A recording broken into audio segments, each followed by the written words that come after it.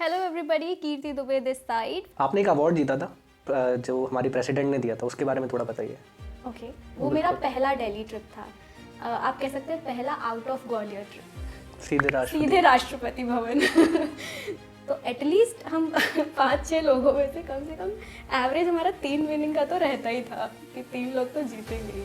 जब भी मैं कोई ट्रॉफी पकड़ती हूँ ना, तो मुझे उनके वर्ड्स याद आते हैं कि बेटा कैसा लग रहा है। तो एक व्यक्ति के साथ एक बार रेप नहीं होता, वो फिर जब कोर्ट में जा रही है, जब उसके साथ सवालात किए जा रहे हैं, वो उसके साथ तब रेप हो। रेप और जो डोमेस्टिक वायलेंस के जो लॉज हैं, बहुत ज़्यादा हद तक उसको एक्सप्लॉइट किया जा रहा है अगेंस्ट मैन।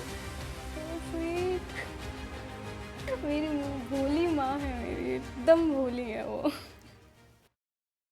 ये जो हंस रही है दुनिया, मेरी नाकामियों पे ताने कस रही है दुनिया, मेरी नादानियों पे, पर मैं काम कर रहा हूँ। मेरी सारी खामियों पे कल ये मारेंगे ताली, मेरी कहानियों पे। तो आज की जो हमारी गेस्ट है सफ़र द पॉडकास्ट में, उनके बारे में आपको कुछ बताता हूँ। एक घर है जिसमें जब उनकी सबसे बड़ी बेटी का जन्म होता है तो पूरे मोहल्ले में खबर फैल जाती है कि बहुत सुंदर बच्ची पैदा हुई है, एकदम परी, इतनी गोरी भूरी है। एक दादी हैं जिनके साथ पढ़ी है गीता और रामायण, बिना इसका अंदाज़ा लगाए कि इन्हीं हाथों से कभी कानून की किताबें भी पढ़ने वाले हैं और वो सब याद आएगा जो बचपन में दादी ने सिखाया था। एक माँ है जो कहती है तुम्हें जो शिक्षा का अवसर मिला है वो हर किसी को नहीं मिलता। वो कहती है कि इसकी इम्पोर्टेंस को कभी नज़रअंदाज मत करना, क्योंकि हर किसी को ये मौका नहीं मिलता, तो अपना बेस्ट देना। एक छोटी बहन है जो कहती है कि रानू दीदी कभी अपनी गलती नहीं मानती। एक और छोटी बहन है जो कहती है दीदी अपने इशारों पर नचाती है और तैयार होने में पूरे 2 घंटे लगाती है। एक भाई है जो कहता है कि बचपन से इतना कुछ अचीव किया है, अवार्ड्स और ट्रॉफी मेडल्स, कि जो भी करती है लगता है सही ही करेगी, कभी उस पर डाउट नहीं होता, और वो मेहनत भी बहुत करती है। एक पिता है जिन्होंने बच्चों के सपनों के आगे कभी आने नहीं दिया आर्थिक और सामाजिक समस्याओं को। उन्होंने कभी नहीं कहा जा सिमरन अपनी जी ले ज़िंदगी, लेकिन हमेशा उनको बताया कि आप अपनी ज़िंदगी पहले दिन से जी सकते हो। वेलकम करते हैं कीर्ति दुबे का, जो कि एक लॉ एंटरप्रेन्योर है, लॉयर है, और उसके साथ साथ कंटेंट क्रिएटर भी है। यूट्यूब पर उनके 20,000 सब्सक्राइबर जस्ट अभी कंप्लीट हुए हैं, और ग्वालियर में उन्हें काफ़ी अवार्ड से नवाजा गया है। रिसेंटली भी उन्हें the most influential women award 2024 Nykaa के द्वारा दिया जा रहा है। तो कीर्ति, स्वागत है आपका। Thank you for inviting me Amar. कैसा लगा? आप मैंने बहुत मेहनत करी थी। नहीं, आपने मतलब मेरा पूरा बचपन और अभी तक की जो भी जर्नी रही है ना, उसको चंद लाइनों में जो समेटा है ना, I just walk down the memory lane. और काफ़ी ओवरवेलमिंग लग रहा है अभी मुझे कि इतनी दूर आ गए हैं। बिल्कुल। बचपन में कभी सोचा था कि लॉ पढ़ूंगी जब गीता और रामायण पढ़ रहे थे? नहीं, बिल्कुल भी नहीं। Okay. बट ये रहा शुरू से कि जिस समय मोमेंट में जो चल रहा है, जो उस समय कर रहे हैं, उसमें बहुत मज़ा आ रहा है। तो जो भी किया शिद्दत से किया, पूरे मन से किया। बिल्कुल। तो पहले से कभी ऐसा प्लान नहीं था कि लॉ में जाऊंगी मैं, क्योंकि मेरे घर में ऐसा था कि शायद हो सकता है मैं गवर्नमेंट सर्वेंट बनूं। IAS। क्योंकि लोगों को लगता था कि मैं बहुत इंटेलिजेंट हूँ। लोगों को लगता था, आपको नहीं लगता? नहीं, मैं कभी क्या है, परिवार ने इतना कॉन्फिडेंस दिखाया ना कि कभी बचपन में खुद को इतना इवैल्यूएट नहीं किया। तो जैसे जैसे वो राह दिखती गई ना कि अब ये करना है, इस क्लास में ये करना है, इस क्लास में ये करना है, तो बड़ा ही इन द मोमेंट चलने वाली व्यक्ति रही हूँ मैं शुरू से। बाकी फिर घर में जैसा लोग मुझे इवैल्यूएट करते थे, तो मुझे लगता था शायद हाँ हो सकता है एक दिन, क्या पता। पढ़ाई के अलावा और किन किन चीज़ों में आपका इंटरेस्ट था और क्या बहुत आप मन से करती थी? मतलब शायद ही ऐसी कोई चीज़ होगी जो मैंने ट्राई ना की हो। मैं हमेशा से एक स्टेज पर्सन रही हूँ बचपन से, और कला में मेरी बहुत रुचि रही है। तो पेंटिंग करती थी मैं बचपन में, मुझे लिखने का बहुत शौक़ है, और लिखने का ऐसा नहीं कि मैं बहुत अच्छी कविताएं लिखती हूँ, लेकिन मुझे जर्नलिंग करने का, अपने Right, थॉट्स को right. लिखने का और गुनगुनाने का। अब मैं अगर ये बोलूँगी तो मेरी सिस्टर बुरा मान जाएगी क्योंकि क्या होता है ना, मेरी सिस्टर एक सिंगर है और जब आपके घर में एक सिंगर होता है तो आप बेसुरा नहीं गा सकते आप सब बाथरूम सिंगर बन जाते हो। बिल्कुल बिल्कुल। तो हम गुनगुना भी लिया करते थे और जैसा भी थोड़ा बहुत आता था डांस वांस भी कर लिया करते थे, डिबेटिंग करती थी मैं, स्पीच वगैरह देती थी जी। तो जितने भी सारे स्टेज की चीज़ें होती है, कुछ टाइम के लिए स्कूल टाइम में स्पोर्ट्स भी ट्राई किया, बाद में पता चला कि ये इंटरेस्टिंग नहीं है, मेरे लिए इंटरेस्टिंग नहीं है, बट ट्राई सब कुछ किया है, सब कुछ ट्राई किया है। जर्नलिज्म में भी एक्टिविटीज़ की हैं मैंने, निबंध लिखा करती थी, जितनी भी स्कूल में एक्टिविटीज़ हो रही हैं, एनुअल फंक्शन हो रहा हो वहाँ, या मेहंदी प्रतियोगिता हो रही हो, चित्रकला प्रतियोगिता हो रही हो, कीर्ति जी को कुछ नहीं छोड़ना होता था।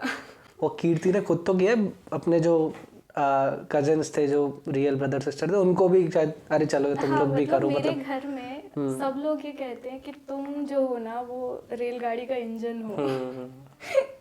अब मैं नहीं कहती हूँ ऐसा, मेरे घर वाले कहते हैं आपके भाई बहन भी बहुत तुम गाड़ी का इंजन हो और ये सारे जैसा तुम करोगी ना, तुम गलत करोगी ये लोग भी गलत सीखेंगे, तुम अगर सही राह पे चलोगी तो ये लोग भी वैसा ही फॉलो करेंगे। और शुरू से घर में ये माहौल भी पेरेंट्स ने और बाकी फैमिली मेम्बर्स ने भी बना के रखा कि यू नो आप बोल के मत सिखाओ किसी को, अगर आपको किसी को कुछ सिखाना है तो आप वैसे बनो, आप खुद करो, आपका आचरण जैसा होगा ना तो वो लोग आपसे खुद ही सीख जाएंगे। यहाँ पर गीता वाला ज्ञान आते हुए बिल्कुल, ये तब एहसास नहीं था कि ये गीता से हो रहा है, या तब तो कहाँ इतना वो था। दादी के साथ पढ़ा करते थे तो उस टाइम तो लगता था कि हाँ ये कुछ धार्मिक सी बात है, बाद में जाके पता चला कि गीता तो धार्मिक बुक है ही नहीं, ये तो लाइफ की बुक है।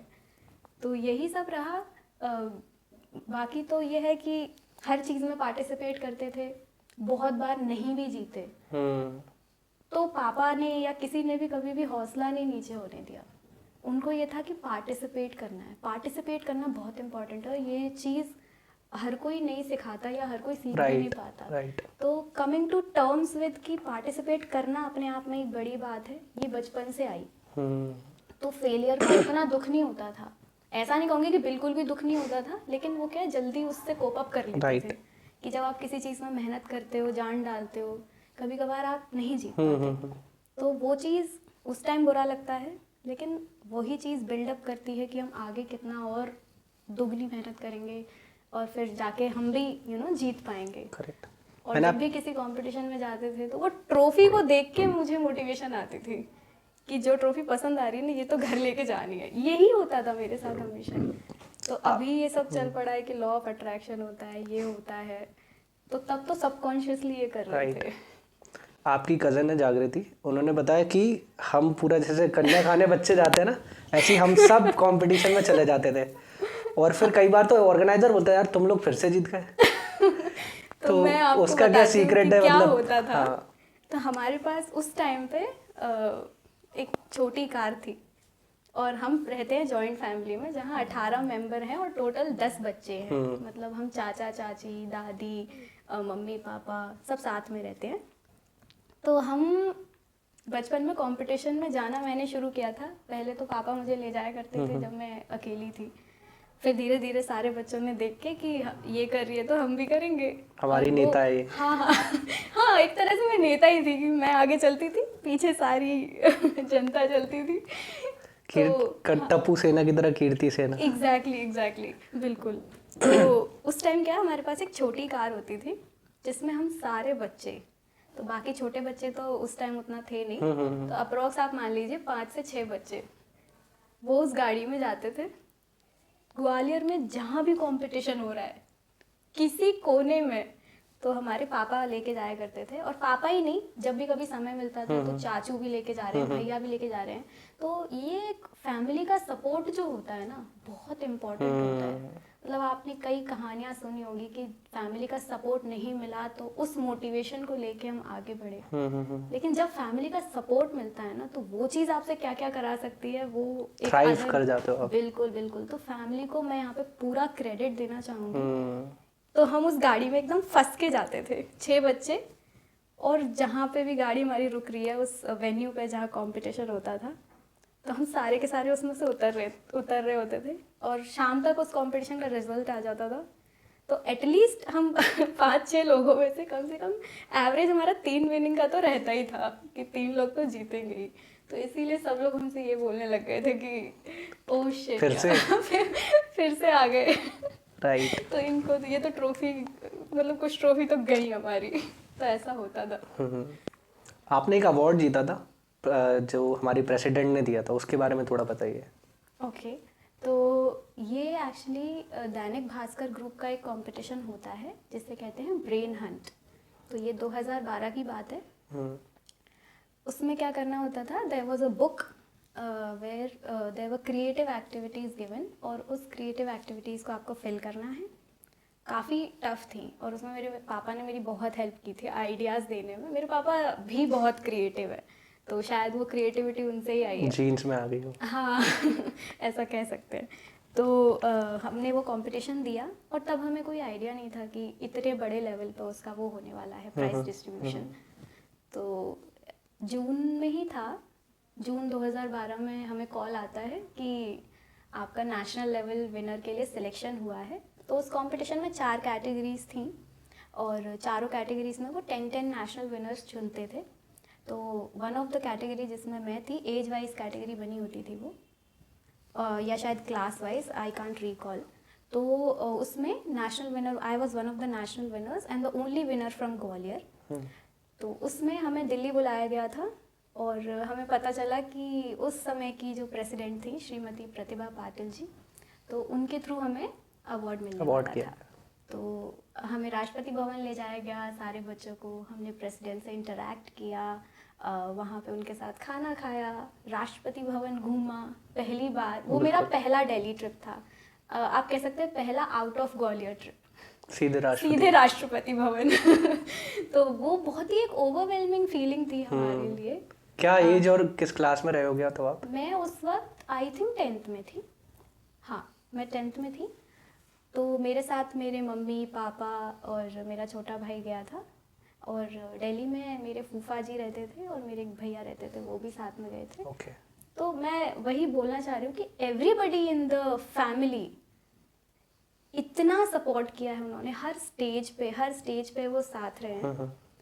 तो वो भी काफ़ी अच्छा एक्सपीरियंस था। मैं स्पेशली विनय महेश्वरी सर, जो उस टाइम पे दैनिक भास्कर के वाइस प्रेसिडेंट हुआ करते थे, तो उन्होंने भी काफ़ी सपोर्ट किया मुझे उनसे मिलके बहुत अच्छा लगा। और पहली बार उन्होंने, जब मैं स्टेज पे प्राइज़ लेने गई, तो उन्होंने मुझसे कहा था कि बेटा कैसा लग रहा है प्राइज़ लेके, और मैं उस टाइम कोई जवाब नहीं दे पाई क्योंकि मैं इतनी ओवरवेल्म थी ना। और आज भी जब भी मैं कोई ट्रॉफी पकड़ती हूँ ना, तो मुझे उनके वर्ड्स याद आते हैं कि बेटा कैसा लग रहा है प्राइज़ लेके। तो अब तो आदत सी है मुझको ऐसे जीने में। तो हाँ, मतलब मुझे ट्रॉफीज जीतना, मेडल जीतना बहुत अच्छा लगता है। लेकिन ये चीज़, इस चीज़ के बीच में कभी नहीं आती कि फेलियर नहीं होगा। फेलियर के लिए मैं हमेशा तैयार रहती हूँ, क्योंकि आपको मेंटली प्रिपेयर होना पड़ेगा कि नहीं भी हुआ तो क्या, अगली बार होगा, या कभी नहीं भी हुआ तो एटलीस्ट एक्सपीरियंस तो हमें मिलने ही वाला है। क्योंकि क्या है ना, ये इसका क्रेडिट मैं टोटली अपने पिताजी को दूंगी कि उन्होंने कभी भी एक शिकन भी नहीं आने दी कि बेटा आप यहाँ नहीं जीत पाए। क्योंकि मेरे पापा, जब शुरुआत में हम जाते थे कॉम्पिटिशन्स अटेंड करने, तो उस टाइम मेरे पापा अपनी शॉप बंद करके हमें लेके जाते थे जहाँ भी जाना हो। तो वो अपनी फाइनेंशियल अपॉर्चुनिटी पे कॉम्प्रोमाइज़ करके लेके जा रहे हैं, वहाँ वेट कर रहे हैं, फिर लेके आ रहे हैं। तो अंदर से एक बच्चे को भी लगता है ना कि अगर मैं नहीं जीती तो फिर पापा का आना वेस्ट हो जाएगा, या बाकी सारे पेरेंट्स हैं जिनके बच्चे जीते हैं वो पेरेंट्स खुश है, तो मेरे पेरेंट्स क्यों नहीं खुश है। तो ये फीलिंग हमेशा से थी। तो पापा कभी भी फील नहीं होने देते थे, कभी भी नहीं। वो हमेशा बोलते थे कोई बात नहीं, अगली बार ट्राई करना, अगली बार ट्राई करना। भाई वो एक पार्टिसिपेशन स्पिरिट उन्होंने ही डाली है। और वो फिर आपके सारे पूरे फैमिली के सब बच्चों में ही आ गई। बिल्कुल, वो तो वही है ना कि देख देख के राइट बच्चे अपने आप सीखते हैं। वो एक माहौल ऐसा बना दिया गया घर में कि आपको अचीव करना है, you have to do something new, keep doing something new, at least try तो करना ही है। हाँ, ट्राई जरूर, राइट। हर फील्ड में, जिस भी फील्ड में आपको करना हो। ऐसा कभी प्रेशराइज नहीं किया गया कि नहीं हम चाहते हैं कि तुम्हें ये बनना है तो तुम यही करोगे, कभी भी नहीं। तो जो भी आपको ट्राई करना है ट्राई कीजिए, और उसके बाद आप डिसाइड कीजिए। जैसे मेरे पापा का एक बहुत फेमस सेंटेंस है हमारे घर में, सारे बच्चों को वो बोलते रहते हैं कि जो गलत करोगे ना उसकी जिम्मेदारी भी लेना, जो सही करोगे उसकी जिम्मेदारी भी तुम लेना। राइट। तो हम कभी भी तुम्हें बोलेंगे ही नहीं कि ये करना है। वो हमेशा आज भी यही बोलते हैं, बड़े से बड़ा डिसीजन हो, छोटे से छोटा डिसीजन हो, जैसे जनरली पेरेंट्स बोलते नहीं है, बट वो हमको बोलते हैं कि सोचो क्या तुम्हारे लिए ठीक है, अगर ठीक है तो करो। मतलब आपका डिसीजन होना चाहिए। Right. कल को आप रिग्रेट ना करो या आप अपने मम्मी पापा को ब्लेम ना करो। ब्लेम ना करो। तो वो चीज़ हमेशा से रही। वो जैसे जैसे हम और बड़े होते जा रहे हैं वैसे वैसे वो चीज़ और इतनी समझ आती जा रही है, और एक होता है ना रिस्पेक्ट बढ़ती जा रही है कि कितने पेशेंट होते हैं माँ बाप पेरेंटिंग जब कर रहे होते हैं, जबकि वो इतनी आसान चीज़ नहीं। राइट। और जब हम बच्चे थे तो इतना मॉडर्न और डेवलप्ड कल्चर भी नहीं था उस समय, ये चीज़ करना वो बड़ा। मैं पापा को हमेशा बोलती हूँ कि ऐसा कैसे हो गया कि हम एक ऐसे सोसाइटी में रह रहे हैं, क्योंकि ग्वालियर एक बहुत बड़ी सिटी तो नहीं है, और उस लेवल का लोग यहाँ पे सोचते भी नहीं है। और आप तो उसके भी आउटस्कर्ट्स एरिया में से बिलोंग करते थे। हमारा तो और ज़्यादा ग्वालियर के आउटस्कर्ट्स में, जो जहाँ हमारा घर है, जहाँ हम रहते हैं, तो उस समाज में रहते हुए, उन लोगों से डील करते हुए, इस तरह की सोच रखना, इतने खुले विचारों वाली, और कभी जताना नहीं कि हमने तुम्हें पढ़ाया है तो ऐसा करो, किसी ने ये कहा है तो समाज के हिसाब से चलो, कभी भी नहीं कहा उन्होंने। तो ये एक इंटरनल जो फ्रीडम वाली फीलिंग जो एक पेरेंट अपने बच्चे को दे सकता है ना, ये पैसे इसकी बराबरी नहीं कर सकता कभी भी। बिल्कुल।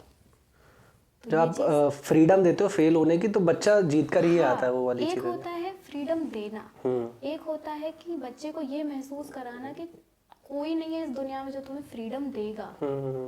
तुम्हारे पास फ्रीडम है, people just have to respect your freedom. Right. उन्होंने कभी, हम 3 बहनें हैं, 1 भाई है, तो आप समझ ही सकते हैं कि लोग क्या कहते होंगे कि 3 बेटियां हैं, कैसे होगा। राइट। ये होता ही है। बिल्कुल। तो उन्होंने कभी भी हमसे ये भी नहीं कहा कि तुम बन के दिखाओ एक बेटा हमारे लिए। उन्होंने हमेशा ये कहा कि बेटी बन के दिखाना, और इतनी अच्छी बेटी बनना कि तुम्हें बेटों से बराबरी करने की ज़रूरत ही नहीं है। बिल्कुल। बेटे अपनी जगह हैं, बेटियां अपनी जगह हैं, तो दोनों की जगह बराबर है। करेक्ट। एक मेरे फ्रेंड है कुशल दोनेरिया, अच्छी शायरी करते हैं, दिल्ली से है, तो उनका एक शेर याद आया बेटी वाली लाइन पे, बची है रोशनी जो भी चिरागों से निकल जाए, जो मेरे दिल से निकला है दुआओं से निकल जाए, पढ़ाने का अगर मतलब है हाथों से निकल जाना, खुदाया फिर मेरी बेटी भी हाथों से निकल जाए। क्या बात है। तो लिटरली मतलब वो वाली जो बात मैंने शुरुआत में कही कि उन्होंने कभी बोला नहीं कि सिमरन जी ले अपनी ज़िंदगी, बट उन्होंने सिमरन को हमेशा बोल रखा था तू जी अपनी, डे 1 से वो अपनी ज़िंदगी जी रही है। वही जैसे इसी बात से मुझे एक स्टोरी याद आती है। स्टोरी भी नहीं है, एक सिनेरियो हम ले सकते हैं कि पंछी ना पिंजरे से एक बार उड़ता है तो कभी वापस नहीं आता, पंछी अपने घोंसले में ही वापस आता है। तो जब तक आप उसे वो नहीं दोगे ना कि तुम तो बांध के रखा है ना अगर किसी पेरेंट ने अपने बच्चे को, तो बहुत चांसेस है कि वो बिगड़ जाएगा। वो कुछ ऐसी गलत चीज़ें कर लेगा जिसकी वो सलाह भी नहीं ले सकता अपने पेरेंट्स से। करेक्ट। लेकिन जब आप अपने बच्चे को एक इतना खुला माहौल देते हो, आज हम अपने मम्मी पापा से ऐसी कोई चीज़ नहीं है जो हम डिस्कस नहीं कर सकते। करेक्ट। और कोई चीज़ से मेरा मतलब कोई चीज़ नहीं है, इतना उन्होंने मतलब इवॉल्व किया है अपने आप को। जब पेरेंट्स बनना था उन्होंने, जब पेरेंट्स बने, अब वो हमारे दोस्त बनते हैं, हमारे साथ फ्रेंड्स की तरह मजाक करते हैं। और आगे चल के भी वो इतना, मुझे पता है वो इतना इवॉल्व हो जाएंगे कि जैसे जैसे हम ग्रो कर रहे हैं ना, वो हमारे साथ ग्रो कर रहे हैं, और ये आज के पेरेंट्स के लिए बहुत ज़रूरी है करना। बिल्कुल। तो ये चीज़ मैं वही सोचती हूँ कि कैसे कैसे कर लिया आप। अगर उनका 1% भी पेरेंट मैं बन पाई ना, तो मैं अपने आप को बहुत बड़ा समझूंगी। तो ये चीज़ बहुत मुश्किल है। मेरे ख्याल से पेरेंट्स की अभी रिस्पॉन्सिबिलिटी बहुत ज़्यादा ही बढ़ चुकी है मॉडर्न एज में भी, क्योंकि कल ही मैं एक द देशभक्त का एक वीडियो देख रहा था, तो आज की डेट में भी कोटा में सुसाइड्स हो रहे हैं ऑन अ रेगुलर बेसिस। मतलब on an average per day 36 students are suiciding. इसमें फीमेल्स भी हैं, मेल्स भी है, नीट, जेई, IAS, IPS सबके एस्पिरेंट्स हैं। वहाँ पर कंपनियों ने क्या कर दिया कि वो उसमें स्प्रिंग लगाना शुरू कर दिया पंखे में। फैंस में तो ये सोल्यूशन नहीं है, क्योंकि जब बच्चा वो सुसाइड नोट लिख कर जा रहा है, वो लिख रहा है सॉरी मम्मी पापा, मैं आपकी चीज़ें वो नहीं कर पाया। तो अगर मम्मी और पापा के लिए ही अगर वो आंसरेबल है, तो बस मम्मी पापा अपना वो वाला थोड़ा जो माइंडसेट है, या इतनी बात करने का स्पेस रखे कि वो बोल सके कि नहीं हो रहा है यार मेरे से, तो वो चीज़ अगर कर लेंगे तो बहुत सारे लोगों की जानें बच सकती हैं। और ऑब्वियसली उनको भी कुछ अच्छा तो लगता नहीं कि यार या तो IIT करे या फिर मर जाए, ऐसा तो कुछ रहता नहीं है, क्योंकि हम कितनी सारी चीज़ें करते हैं। मैं खुद CA फाइनल तक मैंने पढ़ाई करी, बट आज मैं कुछ अलग ही कर रहा हूँ। पता नहीं सक्सेसफुल होऊंगा या नहीं, लेकिन लाइफ ख़त्म नहीं होती किसी भी पॉइंट पर। exactly. है ना, आपको कंटिन्यू, मतलब मेरे ख्याल से जो हार नहीं मानता है वो जीत ही जाता है लास्ट में जाके। बिल्कुल बिल्कुल। और ये है कि आज के दौर में ये है ना कि पेरेंट्स जो खुद नहीं कर पाए ना अपनी लाइफ में, वो अपने बच्चों से करवाने की कोशिश करते हैं, compete करते हैं। बच्चों से नहीं, वो दूसरे पेरेंट्स से compete करते हैं। आपने कई 2 माओं को बोलते सुना होगा, काफ़ी कॉमन है, बहुत ही छोटी चीज़ है, लेकिन वो कितने बचपन से ही ग्रो कर रही है कि आपका बेटा बोलना सीख गया, मेरा बेटा तो 6 महीने में बोलना सीख गया था। तो इस तरह की बातें क्यों compete करना है? एक फूल और दूसरे फूल अलग स्पीड से उगते हैं। जब आप ऐसा करोगे तो फिर मेरे ख्याल से 2 फैमिली के बच्चों के साथ एक ही पेरेंट के 2 बच्चों को कंपेयर नहीं करना चाहिए। बाकी उनके अपब्रिंगिंग, उनके रिसोर्सेज सब सेम है, तब भी नहीं करना चाहिए। अगर मैं अपने ब्रदर्स और सिस्टर्स की बात करूं तो हम सब अलग हैं। और हमारी फैमिली में किसी ने भी ये नहीं किया कि आपको दीदी ऐसा कर रही है तो तुम्हें भी उतना ही करना है। नहीं, हम सब अलग अलग फील्ड्स में। आज मेरी सिस्टर DU में थी, वो वहाँ से छोड़ के सिंगिंग उसने स्टार्ट किया, तो उसको भी सपोर्ट किया। मेरी उससे भी छोटी सिस्टर है जो अभी कथक डांस सीखती है। वो पढ़ाई में उतनी अच्छी नहीं थी, लेकिन पापा ने उसको पूरा सपोर्ट किया है कि बेटा जिस चीज़ में अच्छे हो ना, जिसमें बेस्ट दे सकते हो ना, उसमें जाओ। ज़रूरी नहीं है आपको हर चीज़ एकेडमिकली करनी है, और जो एकेडमिकली अच्छा कर रहे हैं आप एकेडमिक्स में करो, लेकिन जो करो खुश रहो, मन का काम करोगे तो तभी खुश रह पाओगे। राइट। आपकी थोड़ी स्कूल और कॉलेज लाइफ की बात करते हैं। कौन कौन टीचर्स जो आप इनको मेंशन करना चाहेंगे कि यार इनका बड़ा रोल रहा? कुछ दोस्त भी होते हैं, कुछ कॉलेज के प्रोफेसर्स होते हैं, कुछ कॉलेज के दोस्त होते हैं। भाई ये लाइफ ना कुछ अजीज लोगों के बिना ना बड़ी अधूरी होती है। और आज हम, आप या जो ऑडियंस हमको सुन रही है, उनमें जितने भी लोग हैं, उनके जीवन में हर कोई एक ऐसा मेंटोर, एक ऐसा फ्रेंड, एक ऐसा व्यक्ति होता ही है जो आपकी ग्रोथ में हेल्प करता है, जो आपको आप बनाता है ना। तो अगर मैं स्कूल की बात करूं, शुरुआत से शुरू करते हैं, अपार्ट फ्रॉम फैमिली, तो मुझे फर्स्ट क्लास में, मुझे अभी भी याद है मुझे सेम बेंच पे मेरी एक जो अभी भी मेरी बेस्ट फ्रेंड है, उस बेंच पे जो हम बैठे, वो आज तक हम मेंटली उस बेंच पर ही बैठे हैं तो प्रगति अगर ये सुन रही है तो she still my best friend. और हम दोनों ने एक दूसरे से बहुत कुछ सीखा है विदाउट एनी एक्सपेक्टेशंस। 12th के बाद मैं उससे कभी मिली नहीं, क्योंकि वो 12th के बाद बाहर शिफ्ट कर गई थी। अब तो उसकी शादी भी हो गई है। बट मतलब जो बचपन के दोस्त होते हैं ना, वो अलग ही होते हैं। तो हम इतने सोल सिस्टर्स टाइप के थे ना कि इनफैक्ट हम जब लिखते थे, हमारी हैंड राइटिंग जो थी ना, अगर हम एक दूसरे की कॉपी में लिख दे रहे हैं ना, तो टीचर बता नहीं सकते थे कि ये किसकी हैंड राइटिंग। करेक्ट। और कॉम्पिटिशन्स में एक साथ पार्टिसिपेट करना, एक साथ जीतना, वो एक जो बन जाता है ना, एक रिदम जो था हमारा, वो शायद किसी और के साथ नहीं बनता, क्योंकि वो स्कूल टाइम की एक अलग बात होती है। वही सेम एंथुसियाज्म, एक दूसरे के लंच शेयर करना। मुझे आज भी आंटी के हाथ का खाना बहुत याद आता है तो स्कूल में मेरी फ्रेंड प्रगति। कोई टीचर? हाँ, और स्कूल के टीचर्स मेरे काफ़ी सपोर्टिव थे शुरू से ही। इवन मैं अगर छोटे क्लास की भी बात करूं तो पता नहीं, मैं अब आके सोचती हूँ कि उन्होंने क्या देखा होगा, क्योंकि छोटी क्लास में तो हम इतना ज़्यादा एक्सपोज्ड भी होते नहीं हैं। करेक्ट। तोतली आवाज़ में बोलना फिर, लेकिन जो टीचर्स हमें पुश करते हैं, जैसे हमारी प्रिंसिपल थी Naina ma'am, always supportive, Joseph sir. तो जब मैं आपके स्कूल का नाम? मेरे स्कूल का नाम एबनेजर हायर सेकेंडरी स्कूल है। I am so proud of my school. It has made me what I am today. जो फाउंडेशन एक वो स्कूल ने डाला है, I can never forget and I can never stop thanking Ebenezer school for that. तो Ebenezer school की actually 2 branches होती थी, तो एक 7 तक होती थी, फिर then we had to shift to next branch where we would study from 8th class onwards. तो जब वो एक फर्स्ट ब्रांच में जो हम थे, वहाँ पे हमारे जो प्रिंसिपल मैम एंड सर थे, उन्होंने बहुत सपोर्ट किया। मीता मैम एंड बाकी मैम्स के अगर मैं नाम भूल रही हूँ, I am really sorry, but आप सब बहुत अच्छे थे और आप सब ने मतलब बहुत बहुत बहुत मुझे आगे बढ़ाने में हेल्प की है। दूसरा, जब मैं दूसरे स्कूल में गई फ्रॉम 8th क्लास ऑनवर्ड्स, तो वहाँ पे सुजीत सर थे, हु वॉज आवर डायरेक्टर। तो he was always very supportive. Manohar sir, Mathur ma'am, then mister Handa sir को स्पेशली बिकॉज आपने मुझे हमेशा मोटिवेट किया है। और मुझे स्टिल याद है कि जब मैं 8th क्लास में आई थी, जब दूसरे ब्रांच से हम शिफ्ट करते हैं तो कितनी सारी इनसिक्योरिटीज़ होती है, because there is already one class जहाँ पे बच्चे टॉप कर रहे हैं, वो ऑलरेडी सेटल्ड है, आप नए आए हो, आपको कुछ पता नहीं है, आप अपने स्कूल में हीरो थे बट अब यहाँ ज़ीरो से शुरुआत कर रहे हैं। बट हांडा सर ही थे जिन्होंने मुझे काफ़ी सारी अपॉर्चुनिटीज़ दी कॉम्पिटिशन्स के लिए। बाकी जो हाउस को हेड करने की रिस्पॉन्सिबिलिटीज़ होती है, तो वो सारी चीज़ें, मतलब आई स्टिल डोंट नो कि क्यों but as a teacher I think आप बच्चों में कुछ तो देखते हैं। बिल्कुल। तो जो उन्होंने सपोर्ट किया, जो कम्युनिकेशन मैंने उन्हीं से सीखा है, जो एक लॉ में बहुत बड़ी स्किल होती है। तो अगर मैं if I go back in time, तो वहाँ से मैंने रियल कम्युनिकेशन सीखना स्टार्ट किया था, not only English but other languages also. बाकी स्कूल हमारा काफ़ी सपोर्टिव था।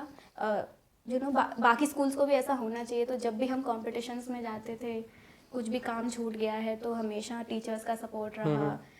आपकी एब्सेंस लग गई है तो वो उसको कवर अप कराने में हेल्प करना। फिर हमको जहाँ भी कोई प्राइजेस मिलते थे, उनको फिर से स्कूल में सबके सामने डिस्ट्रीब्यूट करवाना, टू एनकरेज कि आप लोग भी पार्टिसिपेट करो, तो इसने ये जीता है। तो वो सब आपके आत्मविश्वास को बढ़ाने के लिए बहुत ज़रूरी होता है। और स्कूल जब आपका बैकिंग लेके खड़ा हो ना, तो बहुत इम्पॉर्टेंट है। आर्ट्स के लिए अगर मैं बात करूँ, तो जो पेंटिंग में जो मुझे जिन्होंने बढ़ावा दिया वो थे अनुपम सर अगर देख रहे हैं तो thank you very much. Definitely देखेंगे, वो हमारे टच में भी है। हाँ। तो अनुपम सर ने बहुत बहुत सपोर्ट किया। हर जगह मेरा नाम बिना पूछे लिख देते थे कि जाना ही है और जीतना ही है। तो ये सारी चीज़ें रही। तो ये स्कूल में टीचर्स थे मेरे। मुझे एक्चुअली गॉड का शुक्रिया करना चाहिए कि मुझे काफ़ी अच्छे मेंटोर्स मिलते रहे हैं without me making any extra effort to find mentors.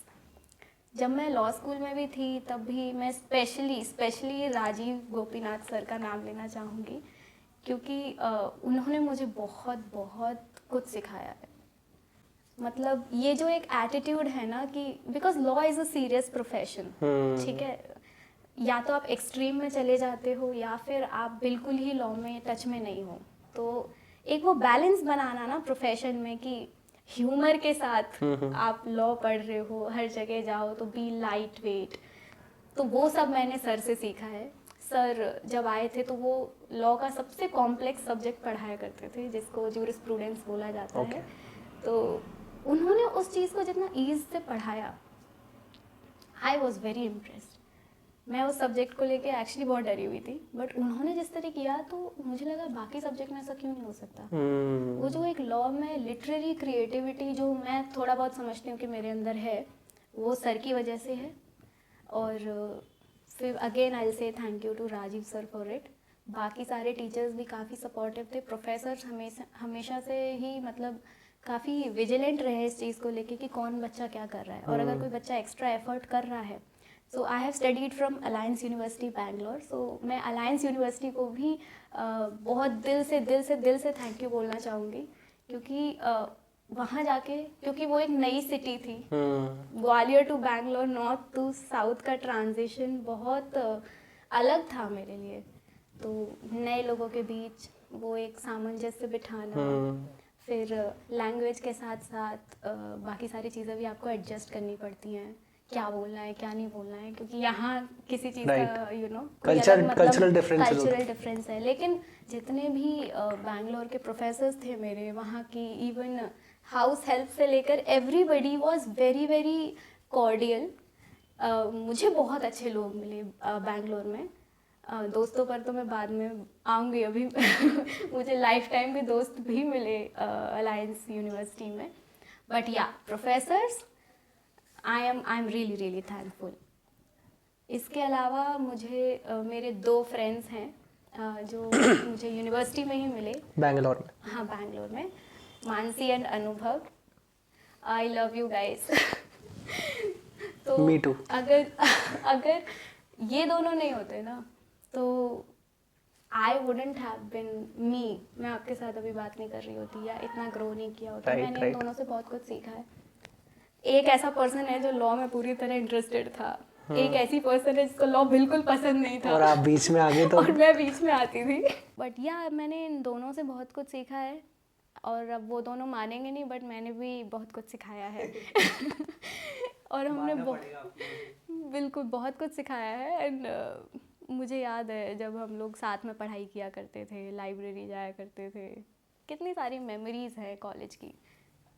मैं आपको इंटरप्ट करूंगा, एक मैसेज है आपके फ्रेंड की तरफ से, तो उसको हम प्ले करेंगे अभी. ये कौन से फ्रेंड की तरफ से है? वो प्ले होगा. Hi Kirti, this side Anubhav, your buddy. I just got an update that you are going to be featured tomorrow for a podcast by 3am Club Gwalior. After listening to this, I was very happy and proud on you. You know, you used to tell me one day that hard work pays you one day. See, it's reality now, it's happening. और क्या बताऊँ यार, हम तो college time से ही दोस्त हैं. हर problems में, स्ट्रगल में तुम्हें ग्रो करते देखा है, एक्सेल करते देखा है. इंसान एक दिन में कामयाब नहीं होता, पर एक दिन ज़रूर होता है. Remember this line. So all the best for your podcast and keep growing in life. Just keep grow, keep smiling as you always do. Bye bye, take care. दोबारा देखना है. नहीं. So sweet. थैंक यू अनुभव. आज morning में ही भेजा उन्होंने record करके.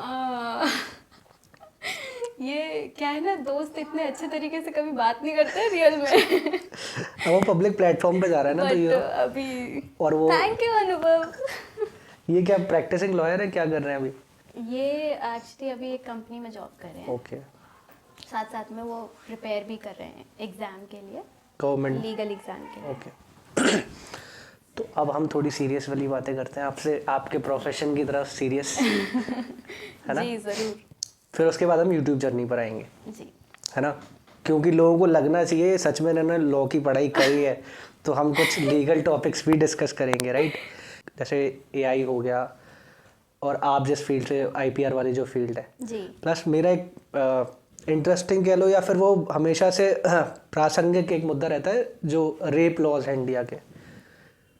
तो उसके बारे में आपका क्या कहना है कि रिपोर्टिंग में कमी है, या फिर जो कन्विक्शन रेट है उसमें कमी है, या फिर जो उसका एज अ वेपन यूज़ किया जा रहा है, जो fake cases, fake rape cases में लड़कियां और औरतें इस्तेमाल कर रही हैं, तो उस पर आपका क्या टेक है? देखिए, सिर्फ रेप लॉज ही नहीं, कोई भी कानून जब होता है, बनता है, इम्प्लीमेंट होता है कंट्री में, तो उसके 2 पहलू होते हैं. एक तो उसको लिखना, बनाना, जो कि हमारी पार्लियामेंट करती है. एक होता है कि उसको ज़मीनी स्तर पे अप्लाई करना. ठीक है. तो ऐसा नहीं है कि रेप लॉज हमारी कंट्री में स्ट्रॉन्ग नहीं है, या हाँ ये कह सकते हैं कि भी अरब कंट्रीज जितने स्ट्रॉन्ग नहीं हैं, वहाँ थोड़ा एक्सट्रीम लेवल पर है. हमारी कंट्री एक लिटिल बिट मोर थोड़ा सुधरने वाले उस पर काम ज़्यादा करती है. ठीक है, कि आप किसी चीज़ के लिए कन्विक्ट हो गए हैं, लेकिन आपको इतना भी एक्सट्रीम सज़ा नहीं दिया जाएगा कि आपको मार दिया जाए, है ना. तो जब रेप लॉज की हम बात करते हैं, जिसमें मेजर चेंज जो आया था वो निर्भया केस के बाद आया था, जैसा कि हम सब ने देखा और पढ़ा। तो इन लॉज में क्या है कि लॉज काफ़ी स्ट्रिक्ट हैं, और अब तो भारतीय न्याय संहिता भी 1 जुलाई से लागू होने वाली है। तो उसमें जो मिनिमम पनिशमेंट थी रेप के लिए वो अब 10 साल हो गई है, पहले 7 साल थी। और मैक्सिमम पनिशमेंट जो है वो लाइफ इम्प्रिजनमेंट है। डेथ सेंटेंस का उसमें तो पहले था डेथ सेंटेंस? नहीं, कभी भी नहीं था। हालांकि टाइम पर मांग उठती रही है कि इसके लिए डेथ सेंटेंस होना चाहिए, बट हमारी कंट्री में एक कॉन्सेप्ट चलता है जिसको rarest of the rare case बोलते हैं। तो सिर्फ rarest of the rare case में ही फांसी दी जाती है, जैसे कि आपने आतंकवाद के केसेस में देखा होगा। तो अब जनता ये आर्ग्यू करती है, या जितने भी एजुकेटेड लॉ पैनलिस्ट हैं वो ये आर्ग्यू करते हैं कि क्या rape rarest of rare cases में नहीं आता है, क्योंकि जितनी क्रूरता के साथ ये काम किया जाता है, बिल्कुल, तो शायद हम में से कुछ लोग पढ़ भी ना पाएं उस चीज़ को, या वो न्यूज़ सुन भी ना पाएं, इतना ज़्यादा डीप होता है। तो इस चीज़ पर जब हम चर्चा करते हैं तो ये होता है कि सामाजिक स्तर पर जब वो चीज़ लॉ लागू होता है ना, तो कई सारी चीज़ें और बाधाएं बनती हैं, ठीक है।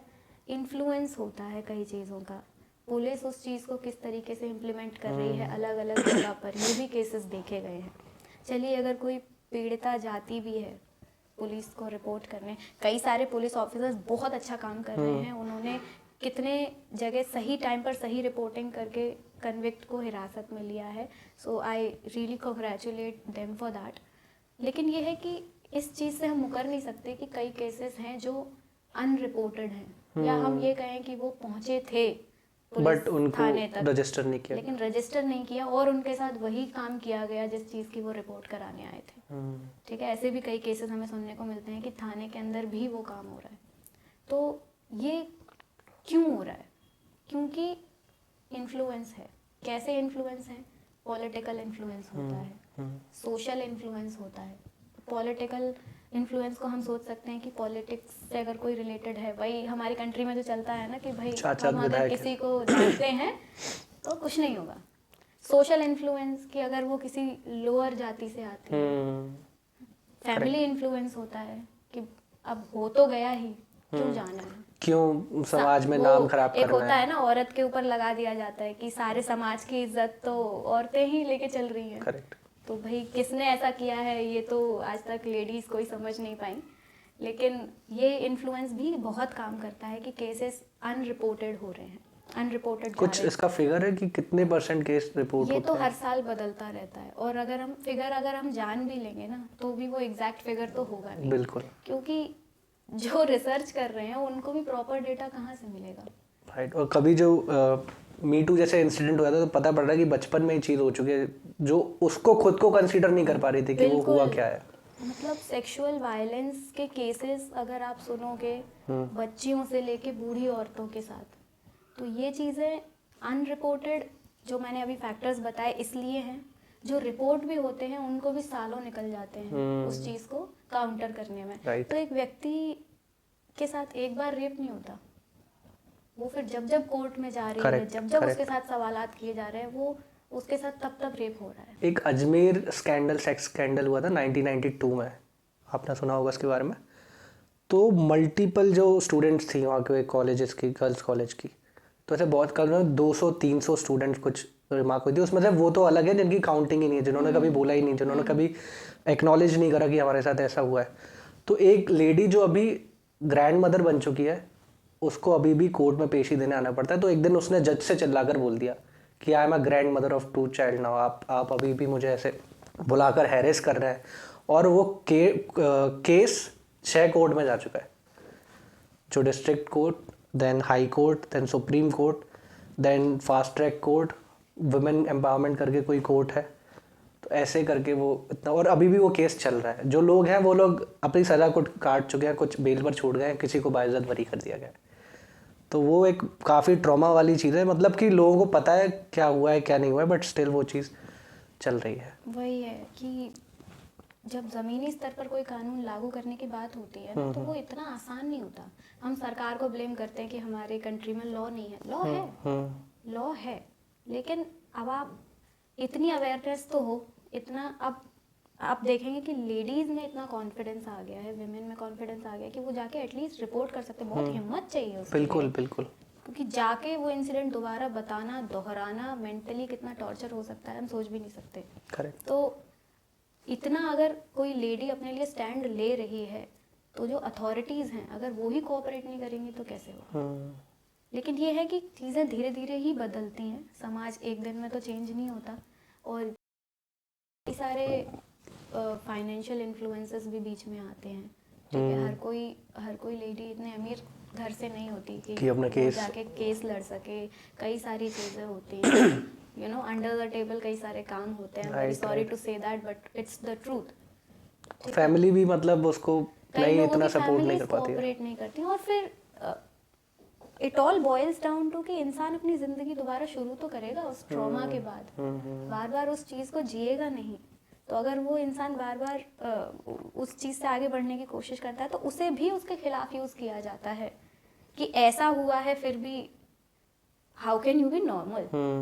ये चीज़ कोर्ट में वकीलों ने आर्ग्यूमेंट्स में बोली है कि she is doing parties again, why not. Correct. ये गलत चीज़ है इस चीज़ में, जबकि जिसने रेप किया है वो लोग जेल से छूट के शादियां कर रहे हैं, घर बसा रहे हैं, उनसे कोई नहीं कह रहा। तो ये बहुत बहुत डीप सोच में घुसा हुआ है ये चीज़। तो ये जो रूढ़िवाद है ना, इसको पहले हटाना होगा। सोशल स्टिग्मा और जो पॉलिटिकल पावर है उनको कंट्रोल में लाना होगा। अब सोशल मीडिया पे आप देखते होंगे कई सारे अवेयरनेस कैंपेन चलते हैं, मी टू। तो जब ये अवेयरनेस कैंपेन काफी देर तक काफी एक टाइम पीरियड तक चलता रहता है ना, तो फिर आपने कमेंट सेक्शन में देखा होगा लोग बोलते हैं कि क्या है ये एक ही गाना गाए जा रहे हो। लेकिन वो गाना उनके लिए नहीं है जिनको समझ आ गया है, वो गाना उनके लिए है जो अभी भी हैं वहाँ, उस स्टेज पे हैं जहाँ से उनको निकालने की ज़रूरत है। तो एक मूवमेंट जब कोई चालू होता है, भले वो फेमिनिज्म हो या कोई भी एक मूवमेंट हो ना, वो एक टाइम पे जाके फिर लोग उससे सैचुरेट होने लगते हैं, बोर होने लगते हैं। लेकिन कोई भी मूवमेंट बोर होने के लिए स्टार्ट नहीं होता। और कई सारे लोग हैं जो इन मूवमेंट्स का गलत मतलब निकाल के अपना अलग ही मूवमेंट चला रहे हैं। तो अभी अगर आपने ये नोटिस किया होगा कि कोई बोलता है कि मैं फेमिनिस्ट हूँ, तो उनको तो फिर उन लड़कियों को बोला जाता है या उन लड़कों को बोला जाता है ये तो फेमिनिस्ट टाइप है। फेमिनिज्म को क्या बना दिया गया है, एंटी मैन, राइट, ठीक है। जो कि वो भी एक अपने आप में बहुत तो ये रेप चिंता का लॉज विषय है या है। जो भी विमेन के लॉज हैं आते तो सब फेमिनिज्म के अंदर ही। फेमिनिज्म क्या है, मर्द और औरत इक्वल हैं बायोलॉजिकली नहीं, but in terms of opportunities and resource, in terms of कि मैं अगर हाउसवाइफ हूँ, आप अगर काम कर रहे हैं, हम दोनों के काम की बराबर रिस्पेक्ट है। इतनी सी बात है फेमिनिज्म, और उसका इतना बड़ा मुद्दा बनाया जाता है, उसको उल्टा हर पर्सन अपने अपने तरिके से उसको पोर्ट्रे कर रहा है। एग्जैक्टली। तो ये बस रिस्पेक्ट की लड़ाई है, इक्वालिटी की भी लड़ाई नहीं है, ये रिस्पेक्ट की लड़ाई है। और रिस्पेक्ट तो ऑब्वियसली आप किसी के सेक्सुअल ऑटोनॉमी को ब्रेक कर रहे हो, वो भी तो रिस्पेक्ट का अनादर ही हुआ ना। गिवन अ चॉइस, अगर आपको एक मौका मिले कि या तो लॉ में या उसके इम्प्लीमेंटेशन में, तो आप किन चीज़ों में चेंजेस लाना चाहेंगे फॉर अ बेटर कि सोसाइटी बेटर और ये केसेस कम हो? देखिए, मेरा ऐसा मानना है कि जिन कंट्रीज़ में लॉ स्ट्रिक्ट भी है, क्या आप गारंटी दे सकते हैं वहाँ रेप्स नहीं होते? तो it's not about the punishment, it's about कि एक मतलब एक रामायण में एक चीज़ कहते हैं कि समाज के अंदर जब परिवर्तन होना होता है ना, तो वो उसकी नीड समाज को खुद महसूस होनी चाहिए। ये सीता माता के शब्द हैं जब उनको एग्जाइल दे दिया गया था। तो ये उन्होंने तब कहा था कि समाज के अंदर परिवर्तन तब नहीं आता जब हम बड़े बड़े कानून बना देंगे, बड़े बड़े लॉज लिख देंगे, लंबे लंबे फाइलें बना देंगे, उससे नहीं होता है। तो लॉज में चेंज करने से बेहतर है कि हम ज़मीनी स्तर पर उस चीज़ को देखें कि कहाँ दिक्कत आ रही है, बच्चों की अपब्रिंगिंग में चेंज लाएं। अब इंडिया में क्या हो रहा है, एक कमेटी बनाई है, उस कमेटी में करप्शन होने लगा, उस कमेटी के ऊपर देखरेख करने के लिए एक और कमेटी बना दी, अब उसमें करप्शन होने लगा, तो उन कमिटीज़ को देखने के लिए एक और कमेटी बना दी। ये इससे क्या होगा, कंट्री का एक्सपेंडिचर बढ़ता है, जबकि ज़मीनी स्तर पर कोई चेंज हो नहीं रहा। ऐसा नहीं कहूँगी कोई चेंज नहीं हो रहा, बट जिस रेट से सोचा है हमने, स्लो ग्रोथ, रिपोर्ट बनाई गई है कि हाँ हम ऐसा इंटेंड कर रहे हैं कि ये इतना होगा, उतना नहीं होता है। ठीक है, तो हमें और थोड़ा लोगों को भी जानने की ज़रूरत है और इस चीज़ को समझने की ज़रूरत है कि सोच में कहाँ प्रॉब्लम आ रही है। ठीक है, क्राइम कभी बंद नहीं होगा, ये गारंटी मैं देती हूँ आपको, क्राइम बंद नहीं होगा, लेकिन उस क्राइम को अप्रोच करने का एक समाज का जो नज़रिया है, आज कहीं पे कुछ हो जाए, क्या 4 लोग इकट्ठा होकर उस विक्टिम का साथ देंगे? कोई विटनेस ही नहीं आएगा। करेक्ट। ठीक है, तो एज अ सोसाइटी भी बहुत सारी चीज़ें बदलने की ज़रूरत है और सोसाइटी के ऊपर चलो आप बर्डन नहीं डाल सकते बिकॉज इट्स डेमोक्रेसी। ठीक है, सबका अपना राइट है, सबका अपना, संविधान में सबको इक्वल राइट है कि साथ देना है नहीं देना है, बट एक सिस्टम में जो चेंज आना चाहिए ना, सिस्टम में ट्रांसपेरेंसी बहुत ज़रूरी है, मुझे ऐसा लगता है, ये मेरा ऑब्जर्वेशन है। सिस्टम में जब तक ट्रांसपेरेंसी नहीं है ना, अब सरकार ने काफ़ी चीज़ें जो है स्टार्ट की हैं, जिससे कि आप जैसे FIR का सिस्टम जब स्टार्ट हुआ था कि आप FIR फाड़ नहीं सकते, वो रिकॉर्ड में रहेगी, तो ये सिटीजन्स के लिए ही तो हेल्पफुल है ना। तो जो नीचे का जो प्रोसेस होता है ना, उसमें थोड़ा सा हमें स्ट्रक्चराइज करने की ज़रूरत है, स्ट्रक्चराइज है और थोड़ा सा हमें उस पर ध्यान देने की ज़रूरत है कि वो चीज़ लेवल बाय लेवल कितना फास्ट ऊपर जा रही है ना। अब जैसे आपने बताया कि वो बूढ़ी थी, अब अपना रेप केस लड़ते लड़ते वो इतना एज हो गया उनका, तो उतना लेट नहीं होना चाहिए। करेक्ट है ना, अगर नीचे ही सारी चीज़ें ठीक से कर दी जाएंगी ना, तो वो शायद उनको इतना उम्र का समय नहीं लगता। कई लोगों की तो बारी तब आती है जब उनकी डेथ हो जाती है। करेक्ट, है ना, बहुत सारे केसेस में ऐसा देखा। बिल्कुल। ठीक है, तो ये तो अब इसका मिसयूज़ कर रहा है। कोई भी लॉ मेरे ख्याल से बनाया जाता है कि अपने आप को प्रोटेक्ट करने के लिए, जो अपने राइट्स हैं उनको प्रोटेक्ट करने के लिए, डिफेंड करने के लिए, सेल्फ डिफेंस के लिए। जैसे भैया किसने मार्शल आर्ट सीख लिया तो या तो वो खुद को डिफेंड करेगा कि कोई मेरे पे हमला करेगा तो खुद को बचाऊंगा, लेकिन लोग क्या कर रहे हैं, अपनी पावर का मिसयूज़ करके लोग जो गरीब हैं, जो कमज़ोर लोग हैं, उनको मार पीट रहे हैं। बिल्कुल। सिमिलरली रेप और जो डोमेस्टिक वायलेंस के जो लॉज हैं, उसको बहुत ही गलत और बहुत ही बहुत ज़्यादा हद तक उसको एक्सप्लॉइट किया जा रहा है अगेंस्ट मैन और उनकी फैमिली के लिए। तो उस पर आपका क्या कहना है? बिल्कुल, ये बात बिल्कुल सही है। स्टार्टिंग में ही मैंने बोला था कि हर लॉ के 2 पहलू होते हैं, तो एक पहलू ये भी है और सरकार इसको अवॉइड नहीं कर सकती, टू बी वेरी फ्रैंक, कि किसी लॉ का मिसयूज़ होगा ही नहीं। अब होता क्या है कि लॉ बनता है, लेकिन उसको लॉ को पढ़ के सही मीनिंग कौन निकाल रहा है? वो जज साहब निकाल रहे हैं, जुडिशरी निकाल रही है। तो उन्होंने इतना अच्छा काम किया है कि ये जो रेप लॉज बने हैं, समय समय पर जब ऐसे फेक केस उनके सामने आते रहे हैं, तो उन्होंने उस चीज़ को बिटवीन द लाइंस इंटरप्रेट करके एक सामाजिक स्तर पर उस चीज़ को मेन के फेवर में कैसे इंटरप्रेट किया जाना है, वो उन्होंने बहुत अच्छे से किया है। जैसे कि आपने सबसे ज़्यादा केसेस देखे होंगे कि 2 लोग रिलेशनशिप में हैं, उन दोनों के बीच में सेक्सुअल रिलेशंस बने और जब कुछ भी उनके बीच में ठीक नहीं रहा या जिस भी वजह से वो अलग होना चाह रहे हैं या लड़का अलग होना चाह रहा है, तो फिर उसके ऊपर केस कर दिया जा रहा है कि मेरे से शादी का वादा किया, फेक प्रॉमिस ऑफ मैरिज किया और उसके बेसिस पर मेरी मर्जी मांगी गई इस चीज़ के लिए। तो उन केसेस में अभी कोर्ट ने, कई सारे हाई कोर्ट्स ने, इवन सुप्रीम कोर्ट ने भी ये कहा है कि फेक प्रपोजल के बेसिस पर ये जो आप रेप केस लगा रहे हो ना, वो ठीक नहीं है और ऐसा केसेस एंटरटेन नहीं किया जाएगा। ठीक है, ये रेप में नहीं आता है। ठीक है, अगर आपने सेक्सुअल रिलेशंस बनाए हैं तो आप अगर 18 साल से ऊपर की हैं, तो ये आप दिमागी रूप से इस चीज़ को समझती हैं और इसके इम्प्लीकेशंस क्या होंगे वो भी आप समझती हैं। और बाकी जो मैरिज करनी है नहीं करनी है, ये तो दोनों की मर्जी की बात होती है, आप किसी को फोर्स नहीं कर सकते हो मैरिज करने के लिए। हाँ, अगर आपका बच्चा हो जाता है इस बीच, तो फिर जिम्मेदारियाँ एक अलग तरीके से देखी जाएंगी। ठीक है, क्योंकि उस बच्चे को भी उसकी रिस्पॉन्सिबिलिटी। तो फेक केसेस को काउंटर करने के लिए अभी कई सारी चीज़ें चल रही हैं, लेकिन ऐसा नहीं है कि फेक केसेस बंद हो जाएंगे। अब फेक केसेस इस बेसिस पर भी लगाए जाते हैं कि कोई इवन जो सपोजिटली लोअर क्लास में जिनको कैटेगराइज किया जाता है, वो लोग भी अपना, ऐसे भी केसेस देखे गए हैं कि वो लोग अपना काम निकलवाने के लिए, अपना काम निकलवाने के लिए वो कहते हैं हमारा ये काम करो वरना हम इस लेडी को बोलेंगे कि आपके ऊपर झूठा केस, हरिजन एक्ट के अंदर। और ग्वालियर में मैं आपको बता दूं ऐसे कई केसेस हुए हैं, मैंने अपनी आंखों से देखा है, जिन लोगों को मैंने पर्सनली देखा है और उन्होंने ऐसे केसेस लगाए हैं। तो ये भी एक मिसयूज है। अब आप कहें, अब समाज तो यही कहेगा कि वो पिछड़े वर्ग के लोग हैं, लेकिन मिसयूज हर वर्ग के लोग करते हैं। राइट। कहीं पे कुछ भी छोटी सी बात हो गई, रेप केस लगा दिया। ऐसा नहीं होता है। रेप पूरी फैमिली पे डोमेस्टिक वायलेंस का केस लग जाता है। बड़ी चीज है, और ये चांटा है उन लड़कियों के मुंह पर जिनके साथ एक्चुअली ये हुआ है। आप उस चीज का उसका मजाक उड़ा रहे हैं। राइट।